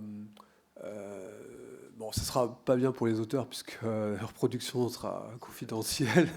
Donc c'est un peu dommage s'ils considèrent qu'ils ont produit un scénario vraiment chouette pour eux, quoi. Mais non, parce qu'en fait, je pense que la menace, effectivement, elle est Enfin voilà, avec quelques outils maintenant, voilà, on a commencé à réfléchir avec l'instrumentalisation des drones, par exemple, hein, et ça n'est qu'une possibilité parmi plein de voilà, avec l'évolution des NBIC, nanobio-infosciences cognitives. Voilà, on peut imaginer qu'il y a beaucoup d'éléments, des briques qui peuvent être assemblées pour faire quelque chose d'original qui n'a pas forcément été imaginé, un scénario, voilà. C'est paradoxal, parce qu'en fait, je parlais du 11 septembre tout à l'heure. Là aussi, c'était totalement paradoxal, parce qu'on était dans une asymétrie complète, une superpuissance qui se fait attaquer par des gens avec des cutters, quoi. C'était vraiment... c'était ça, l'originalité. Et peut-être que là, voilà, on imaginait au même... Enfin, les scénarios qui étaient envisagés, il y avait un scénario qui s'appelait Black Winter, je crois. Et c'était un scénario qui avait été testé par l'armée américaine en juin 2001, donc quelques mois avant, et c'était une attaque à l'anthrax. Donc, ce qu'on redoutait, en fait, c'était une attaque chimique, quoi, bactériologique, quoi. Mais qui a eu lieu. Et qui a eu lieu à minima, quoi, mais avec quelques enveloppes, effectivement. Mais bon, c'est toujours, bien sûr, il y a eu des victimes, mais voilà, le scénario disruptif, c'était ça, quoi. C'était pas du tout de la technologie, et forcément en disruptif on imagine tout de suite des trucs sophistiqués, mais ça peut être prendre à revers, c'est viser la symétrie. C'est important d'avoir cette vision extérieure, parce qu'en fait quand vous êtes dans un système, vous êtes stockholmisé par le système, donc même si vous faites preuve d'imagination, vous êtes assez révolutionnaire, vous êtes je veux dire, il y a un moment, vous revenez sur vos fondamentaux qu'on vous a inculqués depuis tout petit. Donc, si vous ne prenez pas des gens de l'extérieur, et vous les changez d'ailleurs, il faut les changer, parce qu'au bout d'un moment, eux aussi sont stockholmisés par le système, on peut pas... on peut difficilement se projeter. Enfin, sur le temps long, je parle pas sur le temps court. Mais... Puis après, derrière, on a aussi des contraintes... on se focalise beaucoup sur les contraintes budgétaires actuelles, parce qu'on dit voilà, on a tel matériel, telle chose, etc. Mais dans la réalité, est-ce que c'est vraiment le cas? Je prends l'exemple des caméras piétons. On nous parle d'expérimentation à droite à gauche, les pompiers, les polices municipales, mais en gendarmerie, il n'y en a pas de caméras piétons. Elles sont toutes HS. Donc après, on peut nous dire on a mis des batteries, un machin. Ok, mais... Donc c'est là aussi la discordance. Déjà qu'on parle déjà des moyens qu'on pourrait avoir aujourd'hui. C'est vrai qu'on a du mal à aller voir les moyens qui pourraient être... Bon, après, le but de l'idée, là, c'est d'écrire du papier et puis d'être créatif. Mais ça donne quand même des orientations. Moi, je pense que de toute façon, qu'il n'y a rien de gratuit. Si ça peut orienter dès le départ un programme d'armement dans le bon sens, et que ça évite de le reprendre en cours de route, ça peut être pas mal. Si ça avait été fait pour Louvois, par exemple, il y aurait moins de problèmes pour les armées en termes de solde. Ce système de solde des armées, s'il avait été imaginé... Vous n'avez pas entendu parler du système Louvois pour les armées? C'est une nouvelle doctrine, justement, aux États-Unis, où ils essayent de faire une révolution dans les affaires militaires à base de systèmes beaucoup plus simples, mais modulaires. Pas faire un F-35 ultra sophistiqué qui n'est même pas compatible avec le F-22, mais plutôt un drone qu'on pourra armer ou mettre une caméra. Enfin bref, faire un... comment ils appellent ça? C'est... modular warfare. Ouais, puis ils sont dans la logique aussi d'avoir des systèmes redondants, parce qu'en fait, on peut leur attaquer 3 systèmes, mais pas 4. Donc, leur idée, c'est de reproduire rapidement. Je ne suis pas sûr d'ailleurs qu'ils soient dans une logique de haute technicité, de haute technologie, mais plutôt de production. On nous casse un truc, hop, on le change. Qui n'est pas cher, en fait. Voilà, exactement. Je pense qu'ils sont plutôt dans cette logique-là, parce qu'aujourd'hui, si vous piratez les systèmes informatiques, avant que vous remontiez les réseaux... c'est ça que... Enfin, DARPA a été là-dessus ces dernières années. C'est pas idiot.